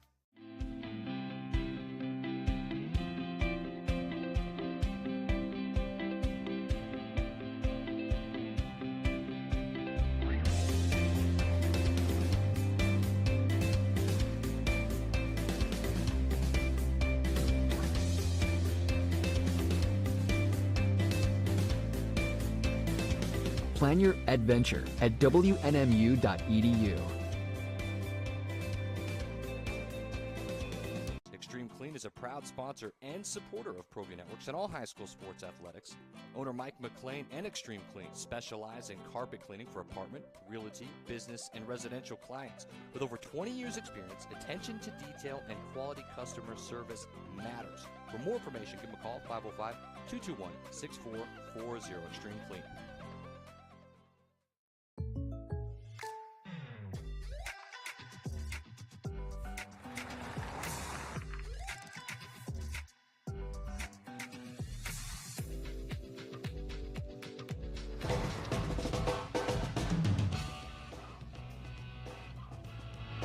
Opening drive, Jeff Siembieda and J.J. Buck. You can get in today at 505-246-0610. We're doing it going into break. Oh, okay. I thought it's coming out. See, what do I know? So when I listen to these pre-show meetings, I'm just trying to get used to Bobcat's way of doing how to running the show, man. We pretty much were like, ride, hey, Bob, you ready for this today? Here's a bunch of wrenches coming at you. Yeah. I'm just trying. I have noticed that. I think yesterday I was with my birthday and that things got a little out of hand. Late to bed for some reason. Ooh, what'd you do for your birthday, Bob? Where'd we go? What'd we do? My wife supervised me because she can't do it anymore. She supervised me, and I made a sponge cake. How was that? Ooh. Oh, she says it turned out beautifully. But she supervised, and it's her recipe. So, all right. Well, it's my mother's Of course recipe. it was good. Yeah, she sat there and supervised, and I did all. Basically, I'm just the hands and the feet and moving things around. So you made your own cake for your birthday? Yes. All right. As it should be, I imagine. Well, yeah. And then I took an extremely long nap. Attaboy. Happy birthday to you. Yeah. Nice. The nap was the best part, and then dinner was her lasagna that we had made several months ago. Oh, yeah. Several months old lasagna. No, it's been in the freezer, believe me. Oh, okay. All right. we filled the freezer with lasagna. I've got like 8 more containers of it. So, it never gets old, man. No. I find lasagna freezer lasagna. I like it. Honestly, to be better, like reheated. Second time around lasagna. No, this was all. We put it all together, and then froze it. So this was the first it was like eating cooking of the it. first time. Okay. Yeah, this was the first cook of it. So I've got about a 2-year supply of lasagna. That's smart. It's like death by lasagna. Death by lasagna. That's so good. Well, happy birthday, man. That is good meal prep right there. Yeah, well, it took all day. to make all that lasagna. Took all day. I mean, if you got 2 years worth of lasagna and filled up the freezer, it should take all day. Well, and it took a month to clean it up. Not quite. Yeah. So she's a chef. I'm just the robot that does for She's her. a chef, and I like to eat. It's how that Yes. works, and it works really well. I'll do the dishes. That's good. I do. JJ, 11th grade, we had a chemistry teacher, a short guy, short, bald guy, big glasses, Mr. Crute. In fact, he took me he was a track starter, one of those guys who fired the guns at college track meets. But anyway, on your birthday, he required you to bake a cake. And he thought he was teaching you a skill of baking a cake, and everybody would get the Betty Crocker cake mix and make a cake. And you had to bring a cake for your own birthday. And that's how that worked. But, 11th grade girls don't want to eat cake. And I just remember he had this little voice like this, and the girls were coming, come on. And he would it just rings it, how just little things ring in your head for forever. Goldstein, bring yourself up here. Grab some cake. Put a little schmaltz on your tuchus, Goldstein. It's just always rang. The girls didn't want to eat cake, and he told them put a little schmaltz Sounded like on he your just tuchus. wanted cake. Yeah, he did. And he always got cake. Right? Oh, it's your birthday? You best bring in a cake. What? Damn right. You said he was the chemistry professor? He was the chemistry teacher, yeah. Well, cooking is just applied chemistry. That's all it is. That's right. No, that's absolutely right. So it was good. All right, I should probably get you some of these emails that you've been sending today at Jeff@sportsanimalaBQ.com, JJ@sportsanimalaBQ.com. Of course, watch us on the Facebook and the ProView Networks. Josh is producing on the ProView Network site, so you can watch the show at ProViewNetworks.com. Every day, 3 o'clock, Comcast Channel 26. We are re-aired in full. Today might be a little... Well, yeah, we'll still be aired in full today. Dan says, best thing about the playoffs, Jeffrey, Juan Jose, and Bobcat, no Duke, no North Carolina, no Louisville, and no Kentucky. See, people are enjoying some new teams. First time since 1950 and 1984, those two teams yesterday got to the Final Four. Those pesky underdog, the UCLA Bruins. Well, so tell me, are you enjoying it any less that you've got Baylor and Houston in the tournament? I mean, I think the tournament's really good. Yeah, I'm not one of those people that is too concerned. Oh, we see this team too much. We see that team not enough. It's, are you good enough? Are you winning? You're here. There you go. So I kind of am. I have not for 1 second in this tournament thought, damn, Duke and Kentucky and Carolina aren't here. Not 1 second. Did I just go, damn, I miss those teams. The tournament's not the same without them. Damn Abilene Christian. Why do I have to watch that crap? No. Not once have I thought That's the beauty of the NCAA tournament. Now, it is interesting this year there's not, say, the marquee draft guy to follow, but that's fine. There's great teams to follow. Watch Gonzaga. Yeah. Like Livers is out, Gillespie was out. So but watch Evan Mobley. Mm-hmm. You want to watch a marquee draft guy? Watch Evan Mobley for USC tonight. Could probably be the first or second pick in the draft. Yeah, you want to watch a marquee draft guy? Watch him tonight. Okay, watch the freshman from Gonzaga. He may come out this year. Watch how damn good he is. There's players all over the place. There's unbelievable guys who are increasing their draft stock the deeper and deeper they go. So yeah, I don't miss it for 1 second. Carl's in. He says, "What the heck, Jeffy? The calendar says March. Still says March. These high schools didn't start until March. Now they're already having state tournaments. What kind of season did they have? Did they just breeze them a couple of times and then send them out there and call it a championship?" Yep, Carl. Carl, they had an abbreviated season. If you don't understand that, I don't know what to tell you. School ends in May, in a month and a half. You can only. Is it imperfect? Tell me what's not imperfect in the last calendar year, Carl. Beauty is these kids got to play, and they got to compete, and they won championships. And Josh, you'll attest to this. You were out at the cross country meets. I was there. Did those kids? Granted, the seasons were short, okay, and it was a bummer. But I let me just tell you this, and Carl, I'm going to go the total other way on you. Yeah, it sucks that they were short seasons, but it's so cool that they played. And I'm going to give Sally Marcus and Dusty Young and JP and everybody at the NMA a boatload of credit for having seasons and crowning champions, because those kids that won championships and competed for championships, sure as hell looked like they were enjoying the experience. And you can tell me if I'm wrong. Oh, no, absolutely right. I mean, the enthusiasm out there, the parents out there, just everybody just packing the track, social distancing and everything, but just the enthusiasm, running, just telling the kids around the track, hey, keep going. It didn't matter what school they were from. People were happy to run. I mean, I think it was some of the fastest times that we've seen. Yeah, look, and you're going to get volleyball this week, and they're going to compete. Carl, look, what are we doing? We're doing what we've got to do to get it done. We're doing the best we can in a global pandemic and in a horribly imperfect situation. Is this imperfect? Yeah. But I'm going to tell you it's as perfect as they could get it done, and I commend them for having – look, they're jamming how many? 9, 10, 11, 12, and then another 5. So they're jamming 9 months' worth of athletics into 3 months. That's what we're doing. And so if a season is 3 or 4 weeks, and that's it, but at least these kids are getting to have their season. So, Carl, I mean, I get it, but I don't. Like, what you say, what are we doing? We're doing the best we can giving these kids that experience. Playing a game, that's what we're doing. And if you go out and watch these kids play, I haven't heard one say, damn, that was too short. They're grateful that they're playing. Yeah, I haven't talked to them all, and that wouldn't be fair, and so my sample size. But they're, after what they went through, after what we all went through, they're just grateful to be able to play. Absolutely.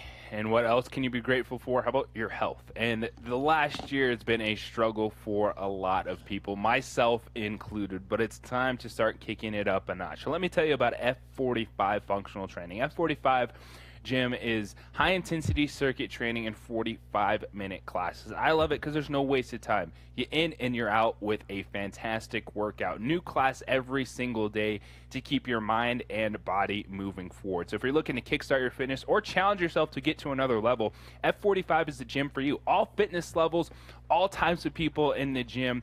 You're not worried about, oh, I'm looking in the mirror, oh, this guy's lifting 500 pounds over here. No, it's a circuit training class. You're doing your sets, you're doing your reps, you're on to the next one. You feel good about completing the class, and you're doing it together in a team training atmosphere. They're located at 5920 Holly Northeast, Paseo I-25, so it's really good access from wherever you're coming from in town. Check them out at f45training.com. Download the F45 app so you can sign up for your 7-day free trial and take a look at the classes. They have classes 7 days a week, and you hear me talk about it all the time. Saturday and Sunday mornings are big for me to catch up when you get busy during the week. You got games to call, you got things to do, and so you can hit it on the weekend, get your good workout, get you set up for the week ahead. They're certified trainers with you in every single class to help you along the way. If you need a little modification in your workout, you need a little help, a little extra motivation, the trainers are there, and they do a great job every single class. And they do have challenges. Started one yesterday, a 45-day challenge. You can come to the gym and get ready for the next one if you need that extra accountability, because that is me right now, trying to not just kickstart my fitness, but take it to another level to be a healthier, better version of myself. So check them out, f45training.com. Download the F45 app. Team training, life-changing. I'll see you at F45.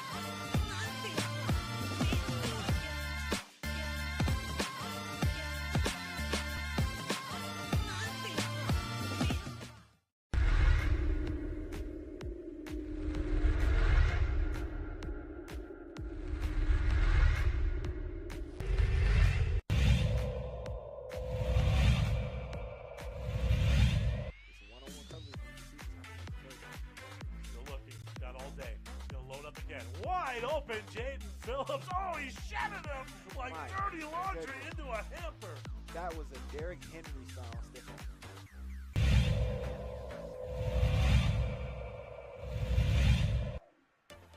Motion, there's Winnikoff. lane. It looks like Winnickoff's wide open over here, but he's threatened on the play. That was Jaden Brown, and he's going to have to just chuck this one up, and that's a touchdown! Wow! I can't believe he was in position for that play.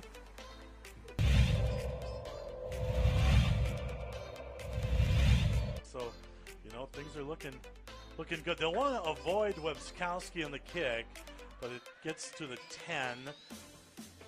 Or I beg your pardon. Now across the 50. That's going to be an opening house call. He's going all the way, and he's going to go untouched. 90 yards for Lujan, and that is a nightmare start for Clovis. Nice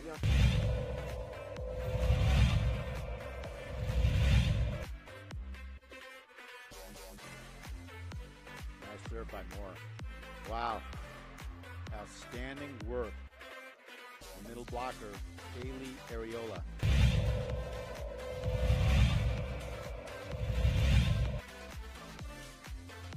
Gomez again, the motion man. This one instead handed off. And right through the gut, there's a bunch of space. Nice little hop there. Atrisco fans are on their feet, and for good reason, as that's a 41-yard touchdown. Jaden Cowley. And 11 for the Tigers. Zimmerman will roll to his right. Throws on the down and out. Caught. Trying to go for the goal line. Leads it in. Touchdown. What a play.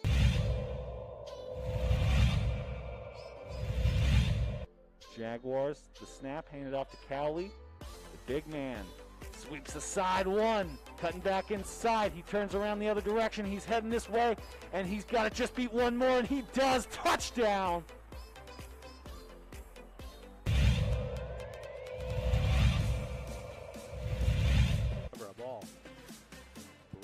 Serve. There's the dig. Boom, the kill shot. Number 6. I tell you what, man, Morgan Torres on the kill shot. 7 seconds left. People are stunned. There's just so much scoring on this game. Will the Hawks be able to respond with the big play? There's a fake on the right side. He's got an open field. Oh my gosh, and just like that, holy cow, amazing. Just like that, the Hawks score. Number 2, Caden Valdez on the right side.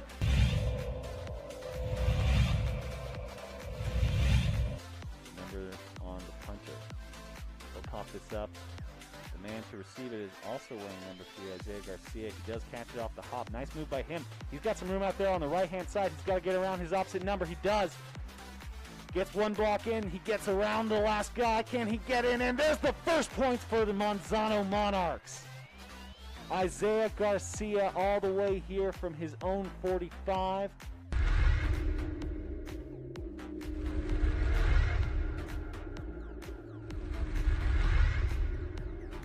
Don't sacrifice quality and flavor when you're in a hurry.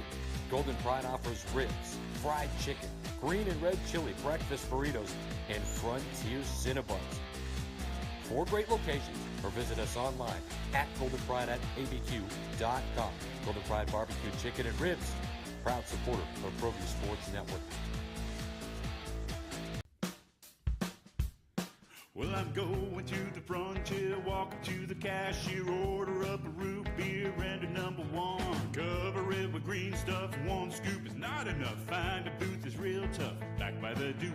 Meet my family, meet my friends in the quirkiest restaurant I have ever been. All of Albuquerque's favorite spot, it's the Frontier Restaurant. The Frontier Restaurant is a proud supporter of ProView Networks. Are you sure we're supposed to be doing this? Don't worry, I've watched him do it 1,000 times. Come on, what's the worst that can happen? No! Bad dog! Hi, welcome to Car Crafters. What happened? Don't worry, we'll make it like it never happened. Car Crafters! It's like it never happened! Car Crafters is a proud supporter of ProView Networks.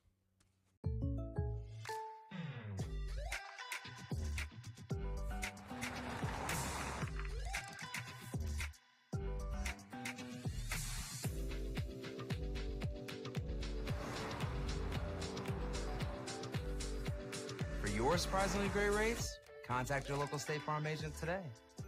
If you want the real deal, call State Farm agent Marty Size in Albuquerque today.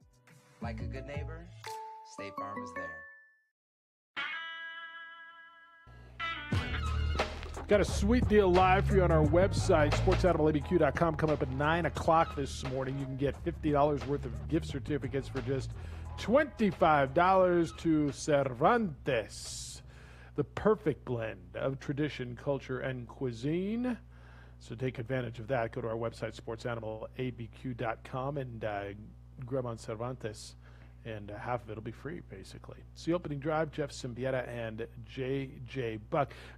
Boomer Esiason just said in that CBS Sports Minute, J.J., that the Bruins covered up Mick Cronin's questionable decision not to foul at the end of that Alabama game when Reese, the kid from Alabama, hit the shot that was put in overtime.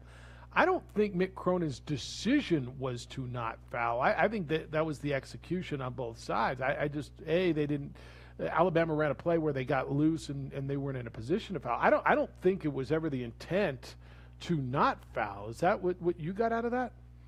No, once you get over midcourt, it always gets questionable, because once a player gets the ball into the front court, that's a scary time, because are they going to get into their motion? When are they going to pull up? And that was a deep three-point shot the guy ended up hitting anyway to send it to overtime. But once you get into that territory, you're really hesitant to foul, because you want to give the foul at midcourt or before that. Yeah, I just never got the impression that it was his decision. Now that's what happened.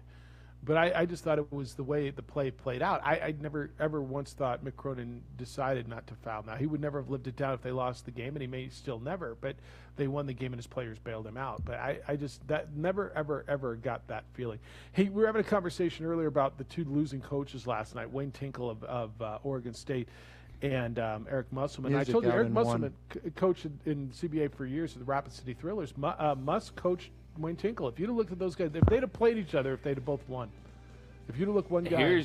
Here's the question: who is older, Wayne Tinkle or Eric Musselman? Yeah, I know the answer. What do you think?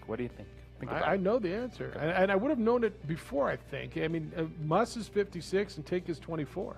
Or I'm sorry, 54. 30. Hey, well, he looks like crap for being 24. I'll tell you that. Whoa. Yeah. Eric Musselman coached Wayne Tinkle in '93 in the CBA, the Rapid City Thrillers. Yeah. All right, we'll take your calls, get into a little NFL stuff. We got to get there as well. 505-246-0610. We're on ProView Networks, and the opening drive's on 95.9 FM at AM 610. The Sports Animal.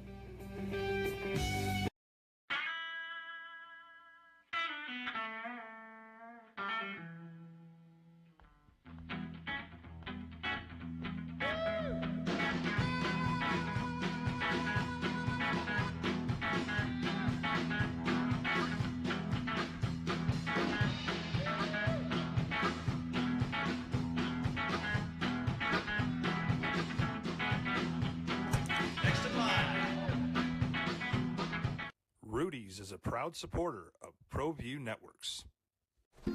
A rogue virus, no jobs, sky-high tuition debt. Life is trying to put our generation on the sidelines. But we refuse to just sit back and watch it pass us by. Instead, watch us fly ahead. Watch us overcome anything. Watch us rise. Watch us change our world. Watch us become the next greatest generation. Calling all football players, are you looking to develop your skills this season? It's never too late or too early to put in the work. Coach Carl Barrere and the Air Barrere program at 8 Grady's Performance Center provide comprehensive position training for aspiring football players at all levels. Whether you're looking to increase your speed, gain strength, or hone your skill, we train all positions with a team of experienced coaches who know what it takes to succeed at all levels from YAFL to college. Check us out at 8gradys.com to learn more and sign up for training today. Jackson Compaction wants to help you keep your green. And keep the community green as well. Jackson Compaction has worked hard to maintain the same prices since day one. Always easy and painless trash removal with professional crews and quality service. If it's non-hazardous waste, debris, or trash on your land, Leave it to us. At Jackson Compaction, we're dedicated to ensuring the conservation of our environment. You trash it, we smash it. Jackson Compaction, we've earned a reputation for great results. Hi, I'm Staff Sergeant Hayes. I'm with the New Mexico Army National Guard, and I'm from Tucson, Arizona. Hi, I'm Staff Sergeant Greg Martinez. I'm with the New Mexico Army National Guard, and I'm from Santa Fe, New Mexico. Hi, I'm Marilena Fernandez. I'm with the New Mexico Army National Guard, and I'm from Santa Fe, New Mexico. The New Mexico Army National Guard is a proud supporter of New Mexico high school athletics.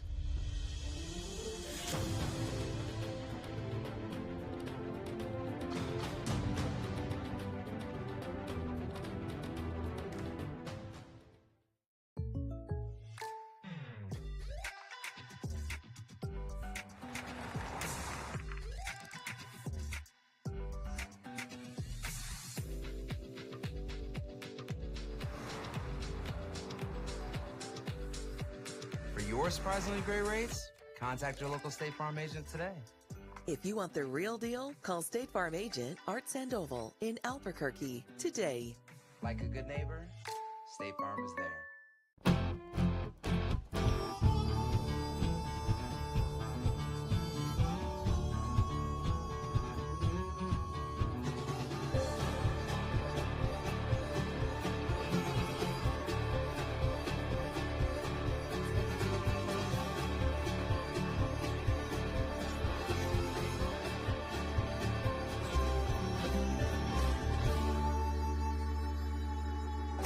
Next in line. Rudy's is a proud supporter of ProView Networks. Sadie's is a proud supporter of New Mexico high school sports and athletics, and we here at ProView Networks would like to thank Sadie's for their continued support in helping us bring you all of your New Mexico high school sports coverage. Meet Greg Shamus. He's a State Farm agent, which means he's here to help with all this. But it's easier to just remember he's here to help life go right. Call State Farm agent Greg Shamus at 505-898-3648 today. At New Mexico Highlands University, you're more than a student, you're family. Whether you're taking courses in Las Vegas, Santa Fe, Rio Rancho, Albuquerque, or Farmington, you'll get that one-on-one attention to inspire you to reach your goals. Let New Mexico Highlands help. Now, voted the best sports show in New Mexico for 5 years running. This is the opening drive with two-time New Mexico Sportscaster of the Year, Jeff Siembieda, and JJ Bond.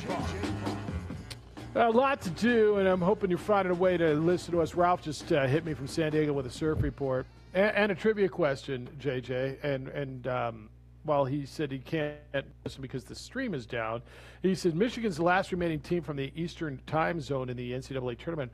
When was the last time there's been a Final Four without a team from the Eastern time zone? I don't know. The answer, and I was correct, never. Never happened. Wow. Never.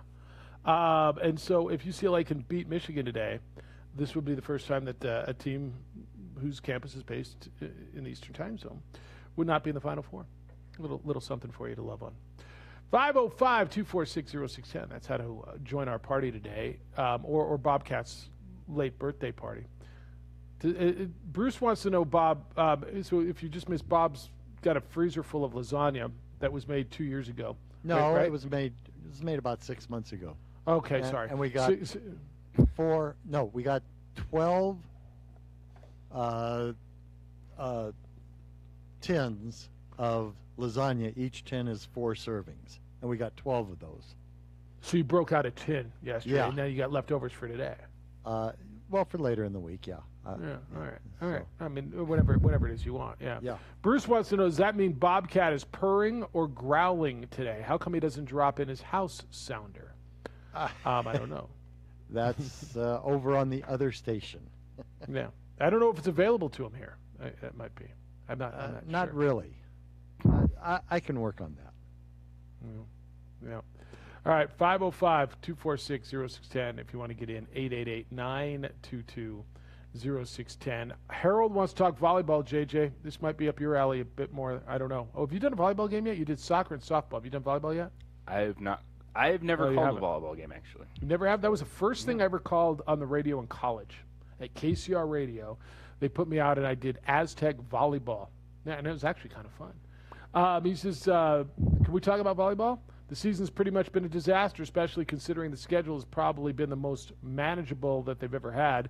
Head coach Tom Paul Glazer doesn't have the usual 8 or 9 months to figure things out. Assuming things get back to normal, we're 4 months away from when we'd expect to see friendlies in Johnson Gym. Does gaining momentum to turn things around in the fall begin with this weekend's season finale matches? Oh, absolutely. I mean, if he doesn't get it turned around now, I don't know how he's going to turn it around in the fall.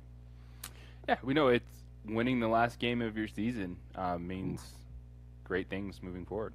No, I don't know. Gopher says, how'd you like NASCAR on dirt? I thought it was a nice change of pace, Jeffers. Maybe other sports can do the same. How about the PGA on a city course instead of playing in perfect shape? They can play on bumpy greens and fairways with weeds and bald spots. Yeah, and you could play Major League Baseball on some high school field with gopher holes, too. Huh?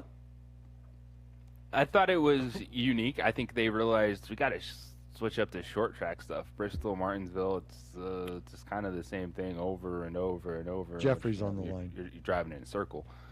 It was fun, but it was hard to watch because guess what? It was dusty. Yeah. So dirt you track. get lost in clouds. That's what happens in dirt track. I told you my idea for a novel golf tournament, right? And it won't ever happen. I've actually pitched it to ESPN. We always sit around and we try. No, I did. I actually formalized this pitch. Awesome. And you know how we always try to compare eras in sports, and you can't, right? How do you compare Barry Bonds to Babe Ruth to Willie Mays to Mickey Mantle to Joe DiMaggio? You can't. Different eras, different pitchers, different athletes, different every balls. So my thought was a way you can almost compare, how Jack to Arnie to Snead to all these guys, to Tiger to DJ. I said take one of the classic courses, whether it's Augusta, whether it's Pebble, whether it's Medina, one of these classic courses that were used in the 50s and still being used now. Set it up like you did, pick a time, pick 1970. And they've got to use the equipment from 1972. They can't use these mammoth drivers right? They got to use those old wooden drivers and golf balls that don't have the spin rate that they do now. And I always thought that if the manufacturing companies would benefit so much because you'd see what our equipment does, see how great our equipment is. Now these guys would have to change their swings for a week. It would totally jack them up.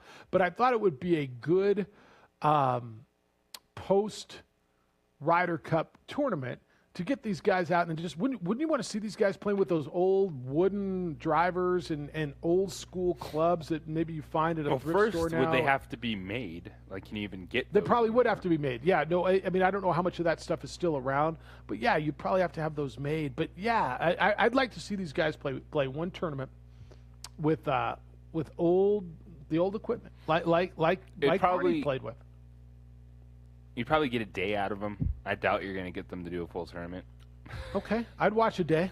Even if it's like 20 players match play for a day. We would all watch it. Yeah. We would all watch it. Anyway, that's one of those kind of novel things I want to see. All right, to it. Jeffrey, good morning. You're on the Quan's Auto Care Hotline. Hello, Jeffrey. It's great to be on the Quan's whatever hotline. Hey, so a little peek behind the veneer of radio. So about 4 years ago, Pat Frisch hired me to do the Gauntlet of Truth. And, Pat, very laconic, doesn't say a whole lot. So he walks me in the studio, and he says, there's the board. There are the phones. There's the equipment. We'll see you Saturday. You got 3 hours. I mean, that was my training. So I wanted to thank Bobcat because I walked in, and it was Bobcat there. Happy birthday, belated. That really trained me, and I wanted to thank him because he was very patient. Nice. He knows the intricacies of radio, and I'd like to thank Mr. Bobcat for training the Gauntlet of Truth and Mr. Jeffrey Candelaria. Thank you, Jeffrey. It's a big deal. See, there you go. But anyway, happy belated birthday, Bob. It does a great job, and enjoyed your interview with Coach Pitino this morning, and sounds like it's going to be a complete rebuild, and nothing surprising in that regard. I think he's going to do a tremendous job over time. Happy belated birthday, Bobcat. Good show, you guys. Thanks. See you, Jeffrey. Thanks. Nice, Bob. See, I knew you were good people. I knew it was in there. See. Yeah, my reputation's getting spoiled. Yeah, don't let anybody know. I know. You don't want to mess that up. If you missed that earlier, and we'll post it, Richard Pitino was with us at 7:30. And what Jeffrey's alluding to, and he says a complete rebuild, we asked him, as you're going through this, do you have pieces? Do you think you got a foundation? And he very politically, I thought, said, we're still getting through it, but the team won 6 games last year. And I said, all right. I mean, and I think that's right. There's going to be, I think, some pieces that are going to come back, but with over 1,000 players in the transfer portal. And again, I don't know where I would put the over-under, and it's getting smaller and smaller. But I said to you 3 weeks ago, and I'll hold on to it now. Well, I would alter my statement. I said, I don't know how many players are coming back from this team. It could be 9, it could be 3. I don't think there's any way it's 9. Yeah, there's just so much going on. And it's such a weird year overall with eligibility, seniors playing an extra year. What did that mean for some of the players that went into the transfer portal early? What's going to look like? Because not all of them are going to find a place to go. It's inevitable. But still, there's a lot of talent on the open market, and there's the pieces that we've talked about returning. You need an entire new front court. I think that's probably going to happen. The Lobos are going to have to bring in 3 or 4 post players. Well, Matos is already in the transfer portal. Valdir Manuel, he's here. Just from what we know, I don't think he's gone anywhere. Manuel, but still probably looking at 3 or 4 guys in the front court, because I don't know what's up with Asan and him being out last season was medical issues, but there's just a 7'1" dude that is built like a tank that's there. So we'll see if he can get on the court. And then the backcourt, I'd love to see Javante Johnson stick around. I think he has a relatively high ceiling. If Saquon Singleton, Jeremiah Francis, just a little stability in the backcourt, but it's a lot of work to be done overall. Yeah, I think that's right. And JJ, do you know the percentage? Because I don't know the answer. How many of these guys that go into the transfer portal percentage-wise don't find a spot? End up kind of without a chair to sit in when the music stops? I don't know. When you start equating high school recruiting and JUCO recruiting, and like I said earlier, I'd love to get into the weeds with Richard or any coach one point on how they're navigating their way through this, because he explained to you how novel it is and how different it is, plus with the transfer rules being so uncertain at this point, the extra year of eligibility. So now you're juggling roster size, who's on it, how many years left, high school guys versus transfers versus JUCO guys versus who's redshirting, who's not. Do I have to redshirt a transfer? Does it have to be a graduate transfer to not redshirt? It boggles my mind sitting here, and I don't have to do it. And then the familiarity and just sifting through a transfer portal of 1,000 guys. And to his point on a video, man, guys are good on video. They never miss a shot on their recruiting video. I mean, they shoot 1,000%. Never turn the ball over. Never miss a rebound, a shot. Never get beat defensively. And the selling of the facilities too. And Rich Pitino has talked a lot about that, because that's a thing that it's here. You don't have to describe. That's always, I think, the toughest thing is when you talk about history. Your fan base knows the history. Your fan base knows about a program. But what does a 17 or 18-year-old know there? So it's selling the building. Hey, this is our practice facility. This is the arena you get to play in. And you still don't have that yet. And so that's going to be a little bit of a time before you can start bringing players in to see the facilities, to actually be in the building when there's other people there. So you have that aspect that you're missing out on as well in recruiting. Yeah. All right, 505-246-0610. NFL stuff next. What are the Niners going to do with Jim Garoppolo? They kind of think they know, or they said they do, but do they really? And what's the market? Where do we go with that as we get closer and closer to the NFL draft? It's the opening drive on ProView Networks at 95.9 FM and AM 610 Sports Animal. The unrivaled.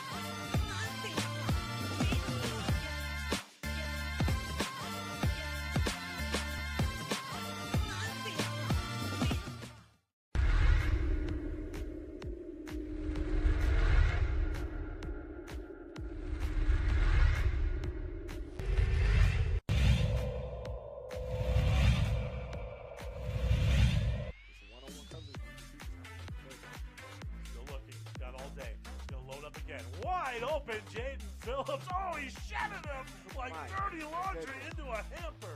That was a Derrick Henry style stiff arm.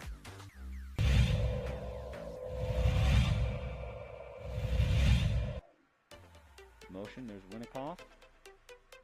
Lane, it looks like Winnikoff's wide open over here, but he's threatened on the play.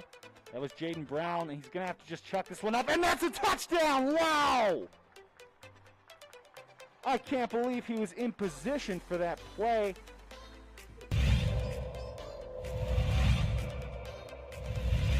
So, things are looking good. They'll want to avoid Webskowski on the kick, but it gets to the 10. Or I beg your pardon. Now across the 50. That's going to be an opening house call. He's going all the way, and he's going to go untouched. 90 yards for Lujan, and that is a nightmare start for Clovis. That young.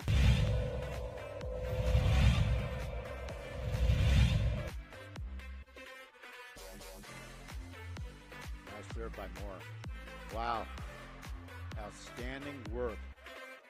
The middle blocker, Haley Areola.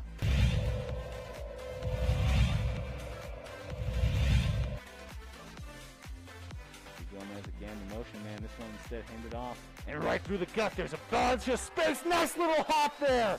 Etrisco fans are on their feet, and for good reason, as that's a 41-yard touchdown. Jaden Cowley.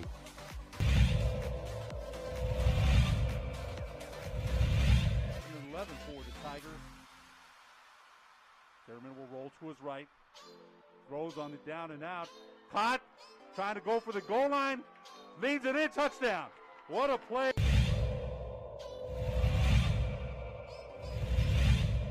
Jaguars, the snap handed off to Cowley. The big man sweeps aside one. Cutting back inside. He turns around the other direction. He's heading this way. And he's got to just beat one more. And he does. Touchdown.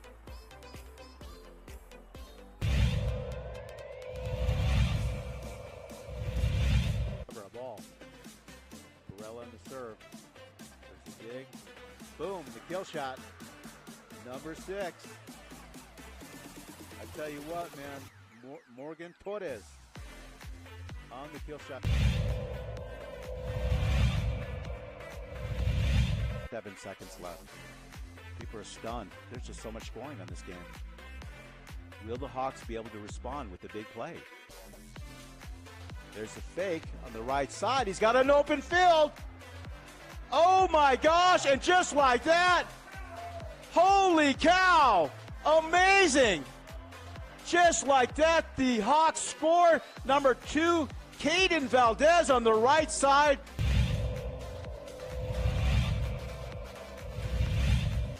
Remember on the punter. They'll pop this up. The man to receive it is also wearing number 3, Isaiah Garcia. He does catch it off the hop. Nice move by him. He's got some room out there on the right-hand side. He's got to get around his opposite number. He does. Gets one block in. He gets around the last guy. Can he get in? And there's the first points for the Monzano Monarchs. Isaiah. So the 49ers didn't want to get left at the altar and stay at the 12th pick in the draft. So they traded up and they acquired the number 3 pick from the Dolphins. It's the opening drive. Jeff Siembieda and J.J. Buck, presumably, and I think pretty obviously and somewhat admittedly, they are going to take a quarterback.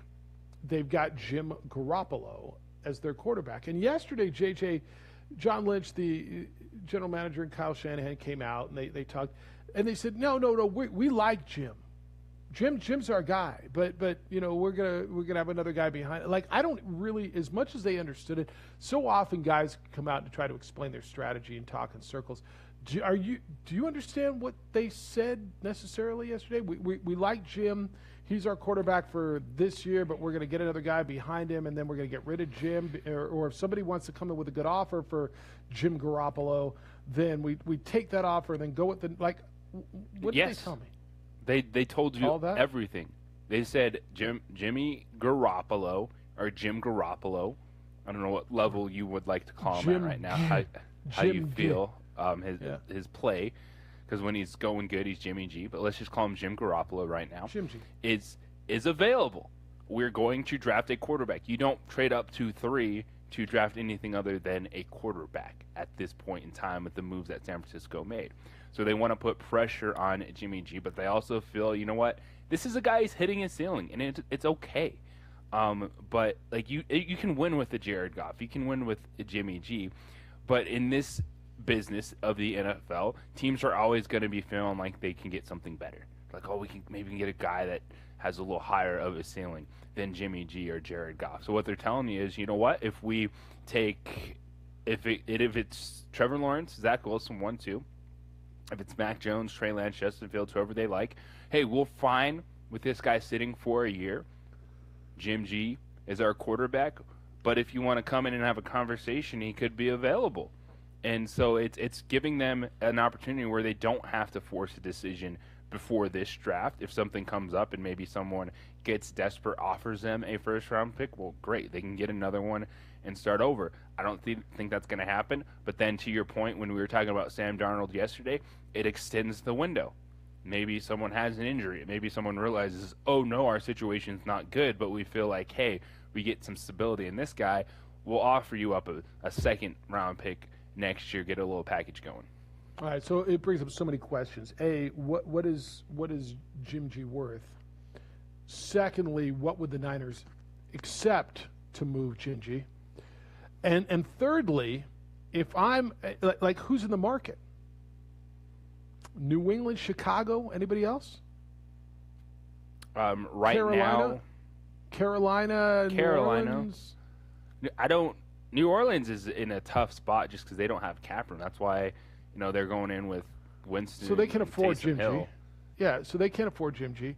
And the other piece of that is, if I'm one of those teams who think I'm in the market, first of all, I'm not giving you a first-round pick for Jim G. I'm just not. And if you want to keep him, and we can talk about a package with seconds and thirds and maybe a player or two or whatever it looks like. But I'm just not. Secondly, if I'm in the market still for a quarterback, the Bears, do I want Jim Garoppolo or do I target Sam Darnold? Jim Garoppolo already has a gigantic number attached to him, a huge salary, and he's been to a Super Bowl and Sam Darnold hasn't. I'll give you that. You're 100% right if you're going to come back with that. I'll give you that. I'm taking my chance. I'd make my move for Sam Darnold. If I'm Chicago, I'm taking Jim Garoppolo. Why? Because that's a team that can win right now. Chicago was built to win, and Jim Garoppolo has shown you, hey, I can be that quarterback that can get you the postseason, that can make the plays. But I'm also so sick and tired of hearing Sam Darnold. Like, it's never him. Like, yes, that organization was terrible. That's fair. Like, the Jets were bad, and I'm willing to give Sam Darnold a second chance, and maybe that's what he needs is an established organization. But what is the price? Because it seems like if that was the case, I really don't know what the Jets want to do. Because nor do they. It seems like that would be a perfect, hey, we need to try something, let's go after Sam Darnold. But it doesn't feel like anyone's picked up the phone to call about Sam Darnold. Yeah, I don't know that they do either. I'll listen to the argument because I don't think it's cut and dry, slam dunk. It's Jim Garoppolo over Sam Darnold. If it was me, I would go Sam Darnold. Because the cap hit isn't nearly what it is for Jim Garoppolo, and I don't think that there's much of a difference. And I've never been all that enamored with the Jim Garoppolo thing. I think New England's the piece that would go there and take that shot. Lenny, good morning. You're on the Quan's Auto Care Hotline. Hi, Lenny. Morning. How are you guys doing? Excellent. What's happening? I think the longer the Jets hold on to Darnold, the less trade value they're going to get for him. Okay, I think that's right. They should have traded him a month ago. They probably could have maybe have gotten a second. Now, so what if they wait until somebody goes down in camp? Somebody every year somebody goes down, whether it's in training camp or the first week of the season. Let's say they go down in camp, but they didn't draft a quarterback. I have a feeling that if they're going to keep Darnold, they may trade to number 8 with Carolina and still give them the chance to get the offensive lineman they want. Because the first 4 picks should be quarterback. Yeah, but then they're keeping. If that's the case, then they're keeping Sam Darnold, and then that would be why they didn't. That's what I'm saying. They're keeping Sam Darnold. So if they don't draft a quarterback at 2, they have to hold on. No. If they draft then I agree with you the other way. You know, draft a quarterback, hold on to Darnold, and see if somebody unfortunately gets hurt in training camp, and make a trade then. Mm-hmm. But if I'm me, and with the Jets luck with the draft, you got to give Darnold another year.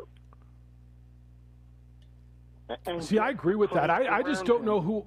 Well, I just don't know who I think is such the guarantee, whether it's Fields or whether it's Lance or whether But we don't know if anyone. Let's look at last year with the Chargers. If Tyrod Taylor doesn't get hurt, we don't know what Herbert's going to turn into. You're right. Okay. Zach Wilson seems to be the guy. And how many number one quarterbacks or quarterbacks in the first round are still in the league 5 and 10 years later? Yeah, your point's right. Your point's right. How many? Like half of them do not pan out. Yes. So you've invested 3 years into him. You have 2 more years on a rookie deal. You've just signed Corey Davis. Get another wide receiver for him. Get him another running back. Get some offensive line help so he's not a pinata, and gives him time to throw and see what he can do. I mean, last year they let their number one receiver go to Carolina, and he did 1,000 yards with Bridgewater as the quarterback on a damaged team that was worse than the Jets almost. Once they lost McCaffrey. Yeah. So you think they should trade it? Investing in, let's say you go with Wilson. We don't know if he's going to play the first year, second year, and just the tape and everything else and their measurables is meaningless until they get behind a pro scrimmage. Yeah. So you're saying you think they should trade it to Carolina, get a big package of picks and players, and trade down to 8 and get alignment? Right, because I don't know that I disagree. And I'm enamored with the guy, but I still think at 8 they could get Penei Sewell. Because looking at everyone else above them, no one else from 1 to 7 needs a quarterback. Because Atlanta, unless they're going to draft a quarterback, just restructured Matt Ryan's deal. Yeah, I'm not arguing with you. I don't know that I think you're wrong. So Carolina's the only one with an iffy deal, and I wouldn't trade to the Broncos because then whenever you want, someone could hop over to you to Carolina. So that's the line as far as I go. And as far as I want to drop, to still get the player I need. Yeah. Otherwise, just pick it 2. But right now, you're in control of the draft. Everything is on your lap. So it's either you should have traded Darnold already, or they're keeping the pick. Because I don't know why you would be holding on to Darnold right now if you're not keeping the pick. Yeah, I think there's a lot worse things than staying with Darnold. But JJ's, to JJ's point, at some point, how come it's everybody's fault but Sam Darnold? I'm on the Darnold thing. I'd like to give him another year, but I see where JJ's coming from. At what point do you need to start seeing the guy get better? Like everybody. Sam Darnold. But how many different offensive coordinators and coaches? No, that's right. That's right, and that's his point. But JJ, that's your point, right? At what point is it his fault? They're not in a bad spot. It's not his fault, and I'm not saying he's going to be a great quarterback. Like we saw with, Rosen coming into the draft. I thought he would be great, and now he's, sitting with San Francisco now. I think he's in San Francisco. Yeah. He's done again. Yeah. So we don't know with Darnold, but can you guarantee me Wilson and Fields are I can't guarantee better? you a thing. Absolutely cannot guarantee you a thing. No, and you're right. Okay. All right, man. So if we'll watch it play trade out. back to 8, get some picks for now and for the future. Roll the dice. Yep. You stink again next year, you're still going to have quarterbacks in the draft you'll be able to draft in the top Always 5. are.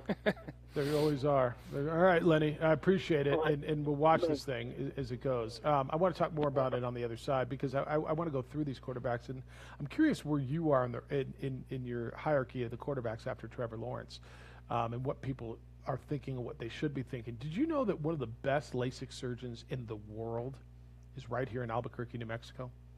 Dr. Stephen Coleman at Coleman Vision, one of the best in the world, and that's why people come from all over the country to have their LASIK done at Coleman Vision. They know of his reputation, and they know the fact that Dr. Coleman's been in private practice specializing in LASIK his entire career. The technology that he uses over at Coleman Vision, he's played a significant role in developing it. testing it. All of this the technology that he uses is used not only here in New Mexico, but it's used around the world, and it originated at Siembieda Labs here in New Mexico. On any given day, you walk in there, and the patients in his office range from doctors to lawyers to college kids to housewives to firefighters to police officers to nurses to athletes to people like me and you. I had my LASIK done there in 2003, and it changed my life. Dr. Coleman is family to me. Coleman Vision is an amazing, amazing place. You don't want contacts anymore. You're done with glasses. You think you might be a candidate for LASIK. Check into Coleman Vision. Call Dr. Coleman, make an appointment. He'll let you know if you're a candidate or not. There's a number of people I know who said, you know what, you're not a candidate for LASIK because, and he explains why. Coleman Vision is the spot, and I highly, highly, highly recommend it. If you're thinking about LASIK, go to ColemanVision.com. Take a look at what they've got, and then call and make an appointment. The phone number is 505-821-8880. That's area code 505-821-8880. Seeing is believing, and I sure as heck believe. Don't sacrifice quality of flavor when you're in a hurry. Golden Pride offers ribs, fried chicken, green and red chili breakfast burritos, and Frontier Cinnabons. 4 great locations, or visit us online at goldenpride@abq.com. Golden Pride Barbecue Chicken and Ribs, proud supporter of ProView Sports Network. Well, I'm going to the frontier, walk up to the cashier, order up a root beer and a number 1. Cover it with green stuff, 1 scoop is not enough. Find a booth is real tough, backed by the Duke. Meet my family, meet my friends in the quirkiest restaurant I have ever been. All of Albuquerque's favorite spot, it's the Frontier Restaurant. The Frontier Restaurant is a proud supporter of ProView Networks. Are you sure we're supposed to be doing this? Don't worry, I've watched him do it 1,000 times. Come on, what's the worst that can happen? No! Bad dog! Hi, welcome to Car Crafters. What happened? Don't worry, we'll make it like it never happened. Car Crafters, it's like it never happened. Car Crafters is a proud supporter of ProView Networks.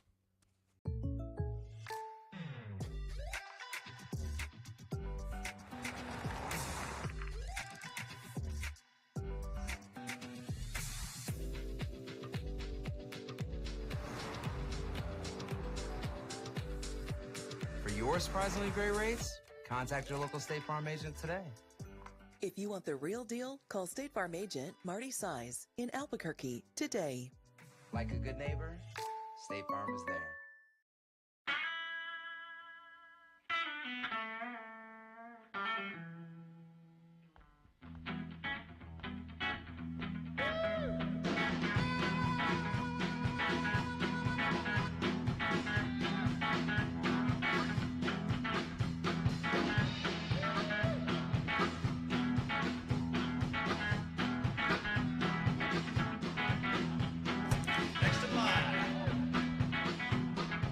Rudy's is a proud supporter of ProView Networks. A rogue virus, no jobs, sky-high tuition debt. Life is trying to put our generation on the sidelines. But we refuse to just sit back and watch it pass us by. Instead, watch us fly ahead. You know, the other piece of the puzzle when you're talking about the top of the NFL draft is which quarterbacks, how do you line up the quarterbacks? There's a consensus at 1. And it doesn't matter to anybody except for the team who's got number 1. And Jacksonville's not trading that pick, and it's going to be Trevor Lawrence out of Clemson. But I don't see ever a consensus. I see a guy that I hear mentioned more than others in BYU's Zach Wilson at number 2. But I see lists that in any order have Zach Wilson and Trey Lance from North Dakota State and Justin Fields from Ohio State and even throw Mac Jones from Alabama in there. And it's going to be, how does your scouting department rank them? And obviously the 49ers, when they went up to 3, and I do believe that they went to the Jets and tried to get 2 and make sure they got – I mean, everybody's got their guy, right? If that's the case, then, you know, the discussion we were just having with Lenny, yeah, why wouldn't the Jets trade then? Why would they have not traded with San Francisco, but then all of a sudden trade back to 8 with Carolina.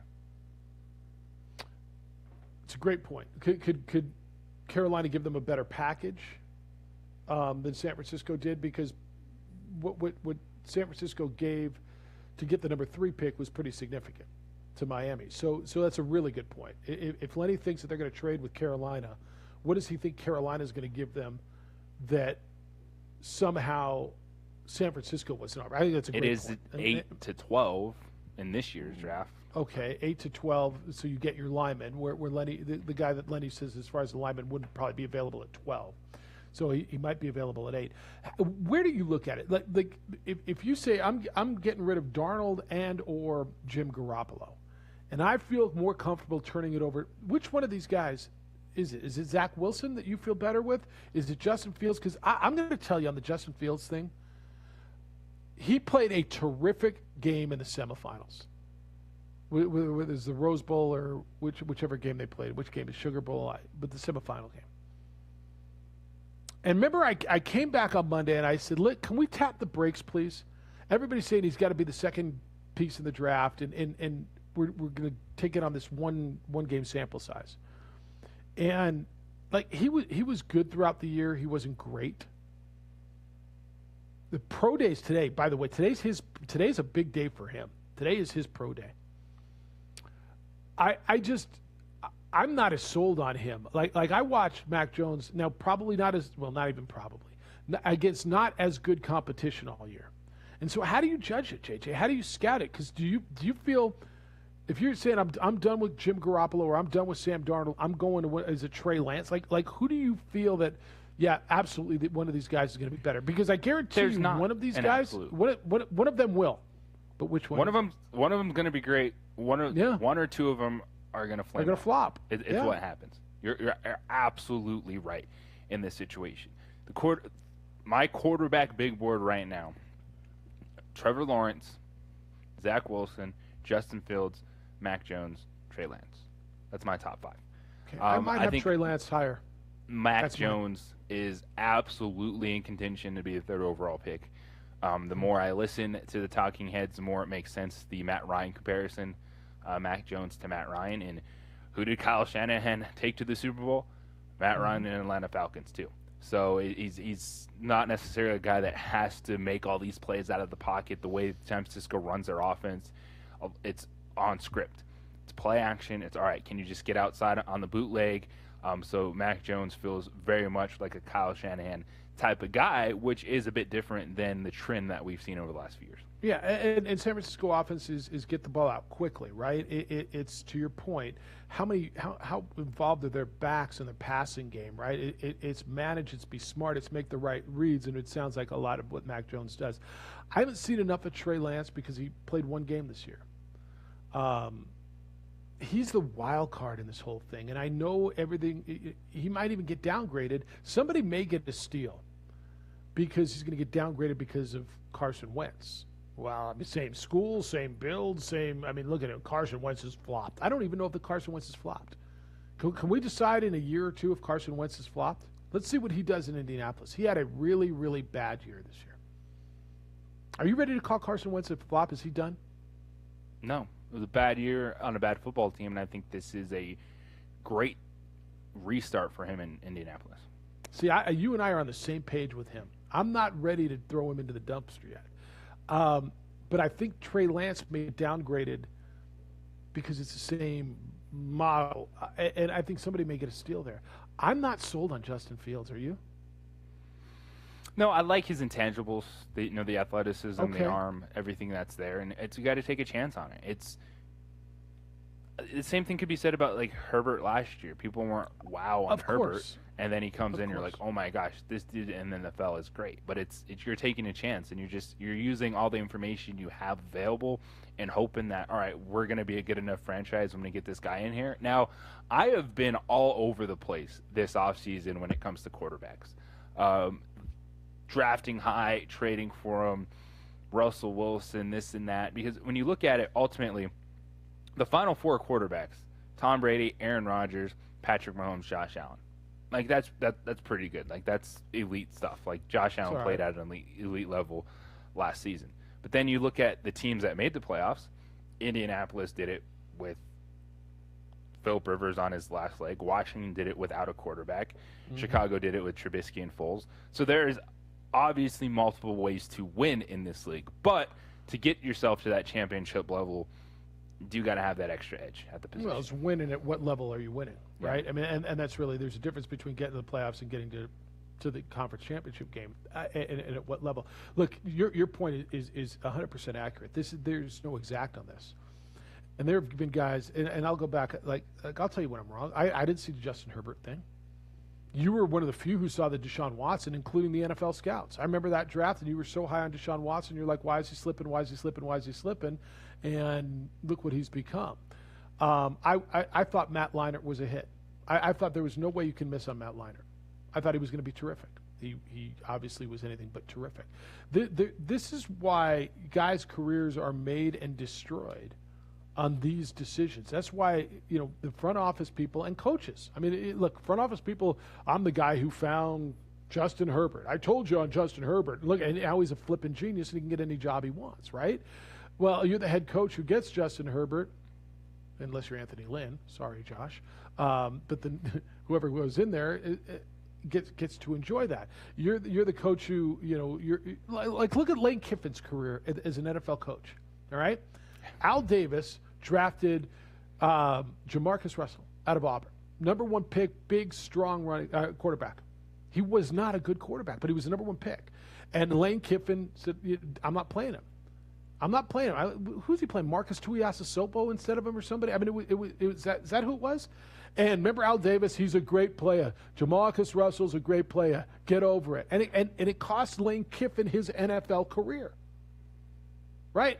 That's what we're talking about. That careers are made and broken by how well you decide who's a good quarterback and who's not going to be. And that's how inexact this science is. Yeah, and it's why every single year we're going to have this debate at the top of the draft. And you can look at it, and the track record isn't great for high picks because usually the franchises are in tough positions. So it's tough because there's obviously talented guys that have flamed out just given the team they went into. But it's also, when you look at it overall, you run down the list of quarterbacks that are winning at a high level, most of them are still first-round picks. Now, not necessarily number 1 overall picks or 3rd overall pick, but there's still guys you got to take high. So yeah, most of them, but not all of them. And it's, everybody's going to go to Tom Brady. Oh, he's a 6th round pick. Yeah, I got it. 20 years ago. Yeah, it was 20 plus years ago. And do you remember when Peyton Manning came out? Peyton Manning, one of the all-time greats. Do you remember what the debate was with whom he was debated to be the number 1 pick? Peyton Manning or Ryan Leaf? Or Ryan Leaf. That was a real conversation. Yeah. Like as much as we're having this conversation today, that was a real conversation, and Josh's team took Ryan Leaf. Do you remember when Drew Bledsoe came out? Drew Bledsoe, or do you remember who it was? Who was the other guy? Who should they take? It was. I'll give you the other team. Maybe it'll help you. It was the Patriots and it was the Seahawks. Oh, Drew Bledsoe's a can't miss, big strong guy out of Washington State. It's him or it was a Golden Domer. That Josh might know. Josh, you know? Remember who it was? I'm blanking. Rick Meyer. Rick Meyer. M-I-R-E-R. Rick Meyer out of Notre Dame. And, Joe Montana came out of Notre Dame. And look at it. Rick Meyer's going to be another great Notre Dame quarterback. And Joe Theismann and Joe Montana. And here's the next great. And the Seahawks got Rick Meyer. Yeah. But those are real conversations, as real as what you're having now. You look back in hindsight and you're going, what the hell were they thinking? Who was the idiot? But no, every idiot was making these decisions. That's how, it's at the top of the NBA draft's the same way. Anthony Bennett was a number 1 overall pick out of UNLV. Number 1 overall pick out of UNLV. How'd that work out? That's why this is so inexact. 505-246-0610. Love your thoughts. Any of you got NCAA Final Four, half of it set. You got the rest of the Elite Eight today. You can get in on that before we get out of here on the opening drive on 95.9 FM and AM 610, the Sports Animal. Calling all football players, are you looking to develop your skills this season? It's never too late or too early to put in the work. Coach Carl Barrere and the Air Barrere program at 8 Grady's Performance Center provide comprehensive position training for aspiring football players at all levels. Whether you're looking to increase your speed, gain strength, or hone your skill, we train all positions with a team of experienced coaches who know what it takes to succeed at all levels from Yaffle to college. Check us out at 8gradys.com to learn more and sign up for training today. Jackson Compaction wants to help you keep your green and keep the community green as well. Jackson Compaction has worked hard to maintain the same prices since day one. Always easy and painless trash removal with professional crews and quality service. If it's non-hazardous waste, debris, or trash on your land, leave it to us. At Jackson Compaction, we're dedicated to ensuring the conservation of our environment. You trash it, we smash it. Jackson Compaction, we've earned a reputation for great results. Hi, I'm Staff Sergeant Hayes. I'm with the New Mexico Army National Guard, and I'm from Tucson, Arizona. Hi, I'm Staff Sergeant Greg Martinez. I'm with the New Mexico Army National Guard, and I'm from Santa Fe, New Mexico. Hi, I'm Marilena Fernandez. I'm with the New Mexico Army National Guard, and I'm from Santa Fe, New Mexico. The New Mexico Army National Guard is a proud supporter of New Mexico high school athletics.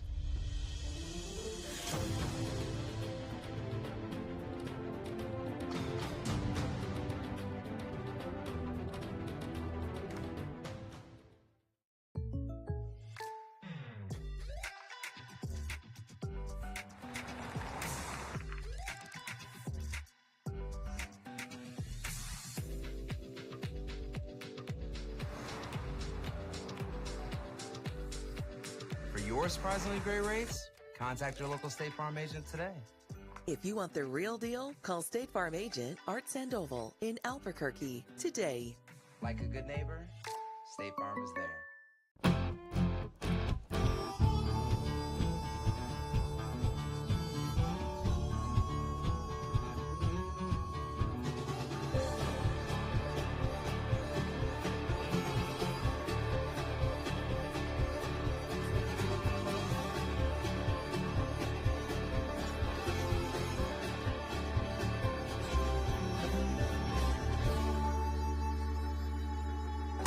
Next in line. Rudy's is a proud supporter of ProView Networks. Sadie's is a proud supporter of New Mexico high school sports and athletics, and we here at ProView Networks would like to thank Sadie's for their continued support in helping us bring you all of your New Mexico high school sports coverage. Meet Greg Shamus. He's a State Farm agent, which means he's here to help with all this. But it's easier to just remember he's here to help life go right. Call State Farm agent Greg Shamus at 505-898-3648 today. At New Mexico Highlands University, you're more than a student, you're family. Whether you're taking courses in Las Vegas, Santa Fe, Rio Rancho, Albuquerque, or Farmington, you'll get that one-on-one attention to inspire you to reach your goals. Let New Mexico Highlands help take your passion and accelerate it into a career and fulfilling life path. Find out why New Mexico Highlands is the right choice for you. Log on to NewMexicoHighlands.com today. TurboThreads is a proud sponsor of ProView Networks. Almost 30 years of experience means fast service, great prices, and a wide selection of apparel from t-shirts to performance sport shirts, even jackets and hats. They feature low minimums and no setup charges on most orders. TurboThreads is located at 1503 Golf Course Road in Rio Rancho, or find them on Facebook, online at turbothreads.com, or call 999-1234 for TurboThreads.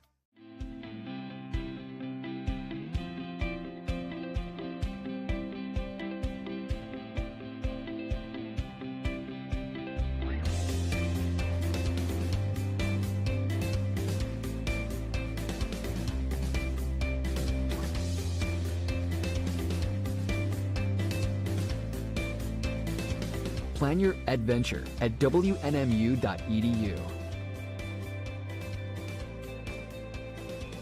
Extreme Clean is a proud sponsor and supporter of ProView Networks and all high school sports athletics. Owner Mike McLean and Extreme Clean specialize in carpet cleaning for apartment, realty, business, and residential clients. With over 20 years experience, attention to detail and quality customer service matters. For more information, give them a call, 505-221-6440, Extreme Clean.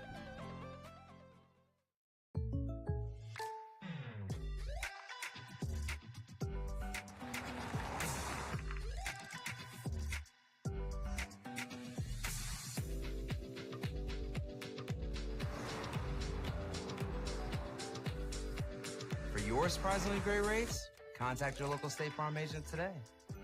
If you want the real deal, call State Farm agent Ashley Duran in Albuquerque today. Like a good neighbor, State Farm is there. Here at Legacy, we are here to disciple people by helping them connect with God, grow in relationships, and live generously.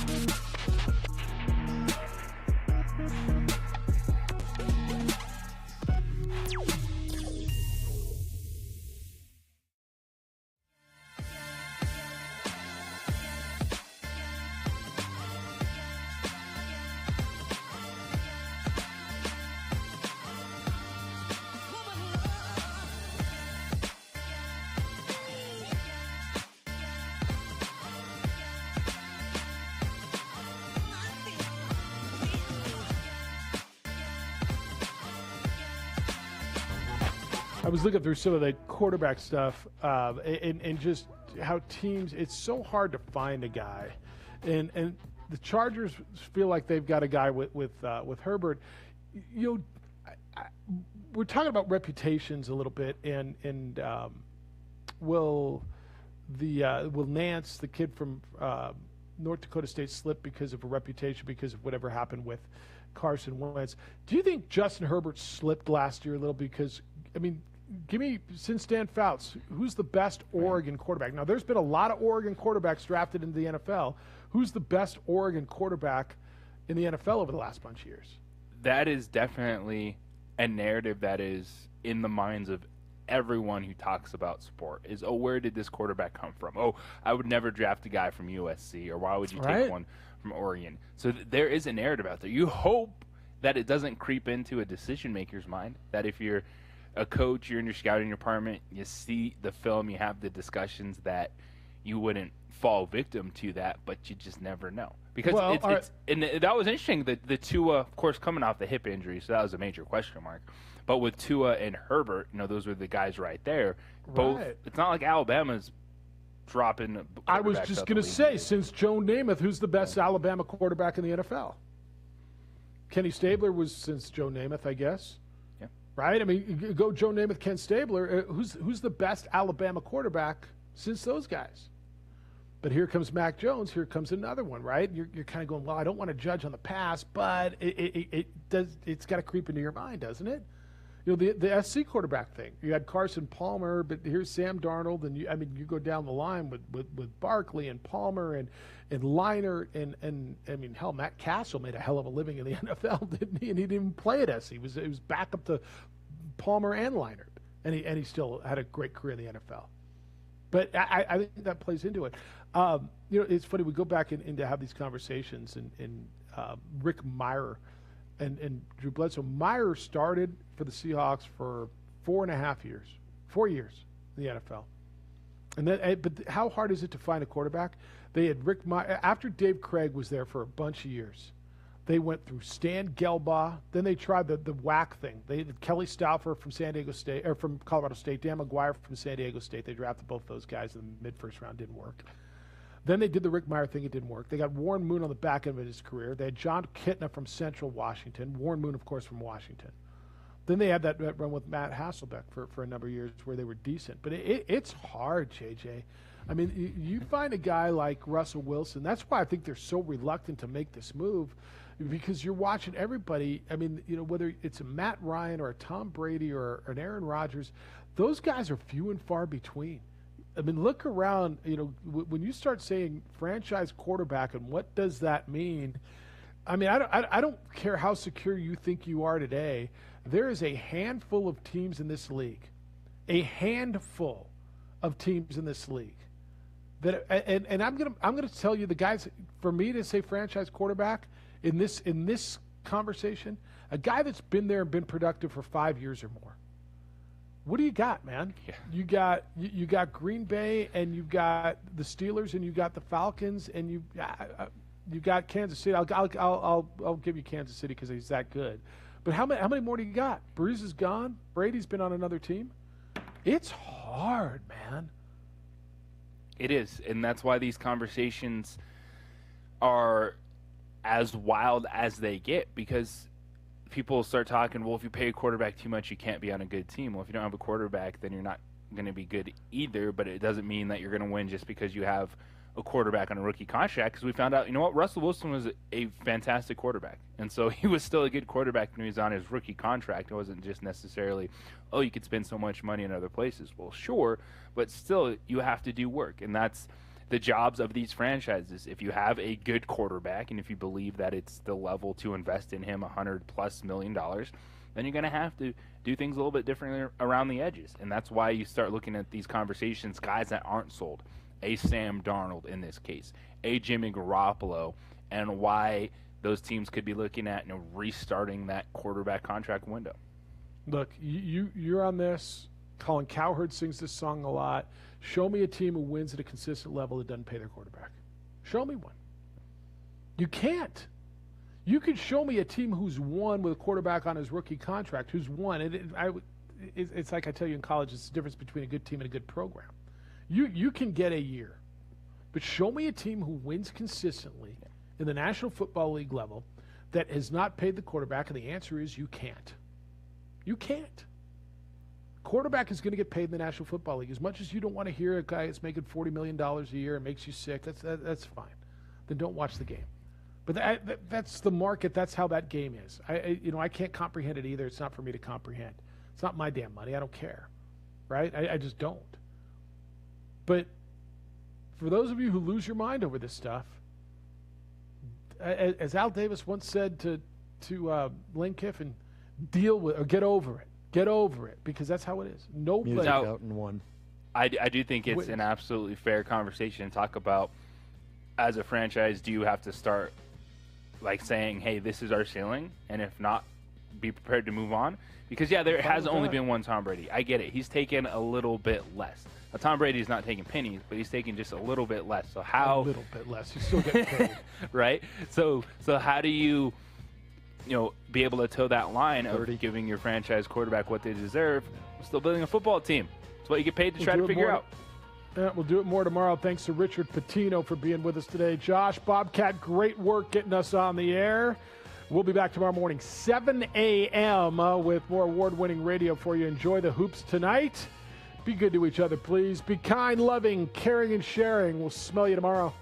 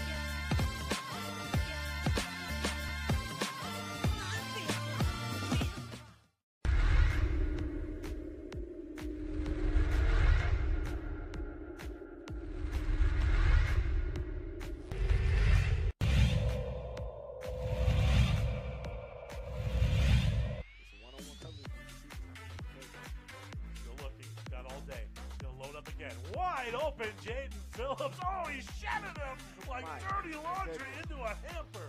That was a Derrick Henry style stiff arm.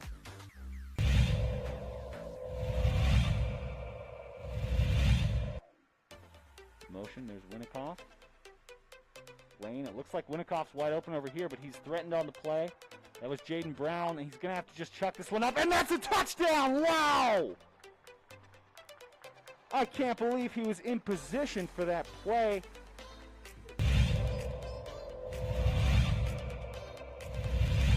So, things are looking good. They'll want to avoid Webskowski on the kick.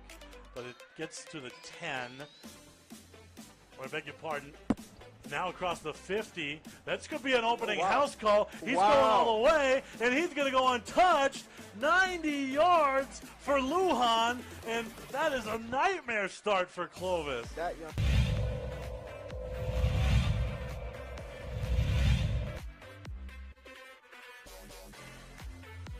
Nice serve by Moore. Wow. Outstanding work. The middle blocker, Haley Areola.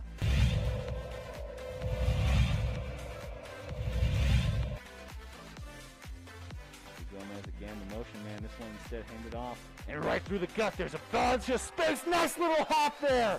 Etrisco fans are on their feet, and for good reason, as that's a 41-yard touchdown. Jaden Cowley.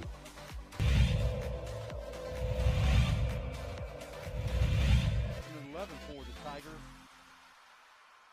Thurman will roll to his right. Throws on the down and out. Caught. Trying to go for the goal line. Leads it in. Touchdown. What a play.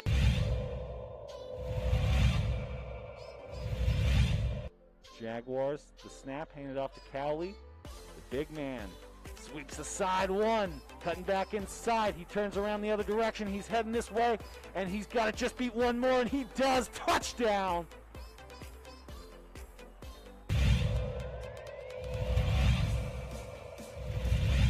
A ball. Varela in the serve. There's the dig. Boom, the kill shot. Number 6. I tell you what, man. Morgan Torres on the kill shot. 7 seconds left. People are stunned. There's just so much scoring on this game. Will the Hawks be able to respond with the big play? There's a fake on the right side. He's got an open field. Oh my gosh, and just like that, holy cow, amazing. Just like that, the Hawks score. Number 2, Caden Valdez on the right side.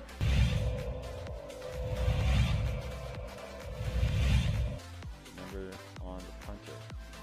We'll pop this up. The man to receive it is also wearing number 3, Isaiah Garcia. He does catch it off the hop. Nice move by him. He's got some room out there on the right-hand side. He's got to get around his opposite number. He does. Gets one block in. He gets around the last guy. Can he get in? And there's the first points for the Monzano Monarchs. Isaiah Garcia all the way here from his own 45.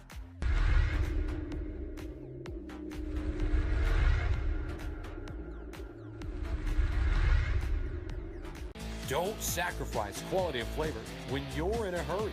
Golden Pride offers ribs, fried chicken, green and red chili breakfast burritos, and Frontier Cinnabons. 4 great locations, or visit us online at goldenpride@abq.com. Golden Pride Barbecue Chicken and Ribs, proud supporter of ProView Sports Network. Well, I'm going to the frontier, walking to the cashier, order up a root beer and a number 1. Cover it with green stuff, 1 scoop is not enough. Find a booth is real tough, back by the Duke. Meet my family, meet my friends in the quirkiest restaurant I have ever been. All of Albuquerque's favorite spot, it's the Frontier Restaurant. The Frontier Restaurant is a proud supporter of ProView Networks. Are you sure we're supposed to be doing this? Don't worry, I've watched him do it 1,000 times. Come on, what's the worst that can happen? No! Bad dog! Hi, welcome to Car Crafters. What happened? Don't worry, we'll make it like it never happened. Car Crafters! It's like it never happened! Car Crafters is a proud supporter of ProView Networks.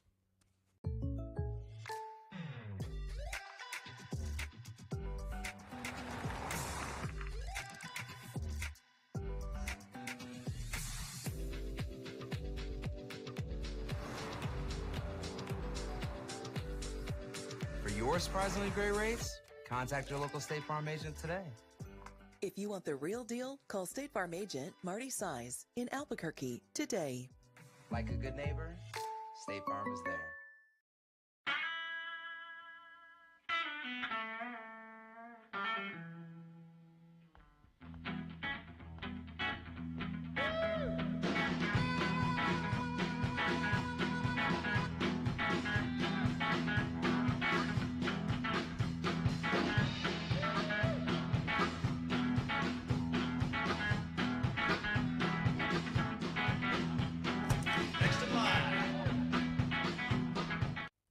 Cities is a proud supporter of ProView Networks.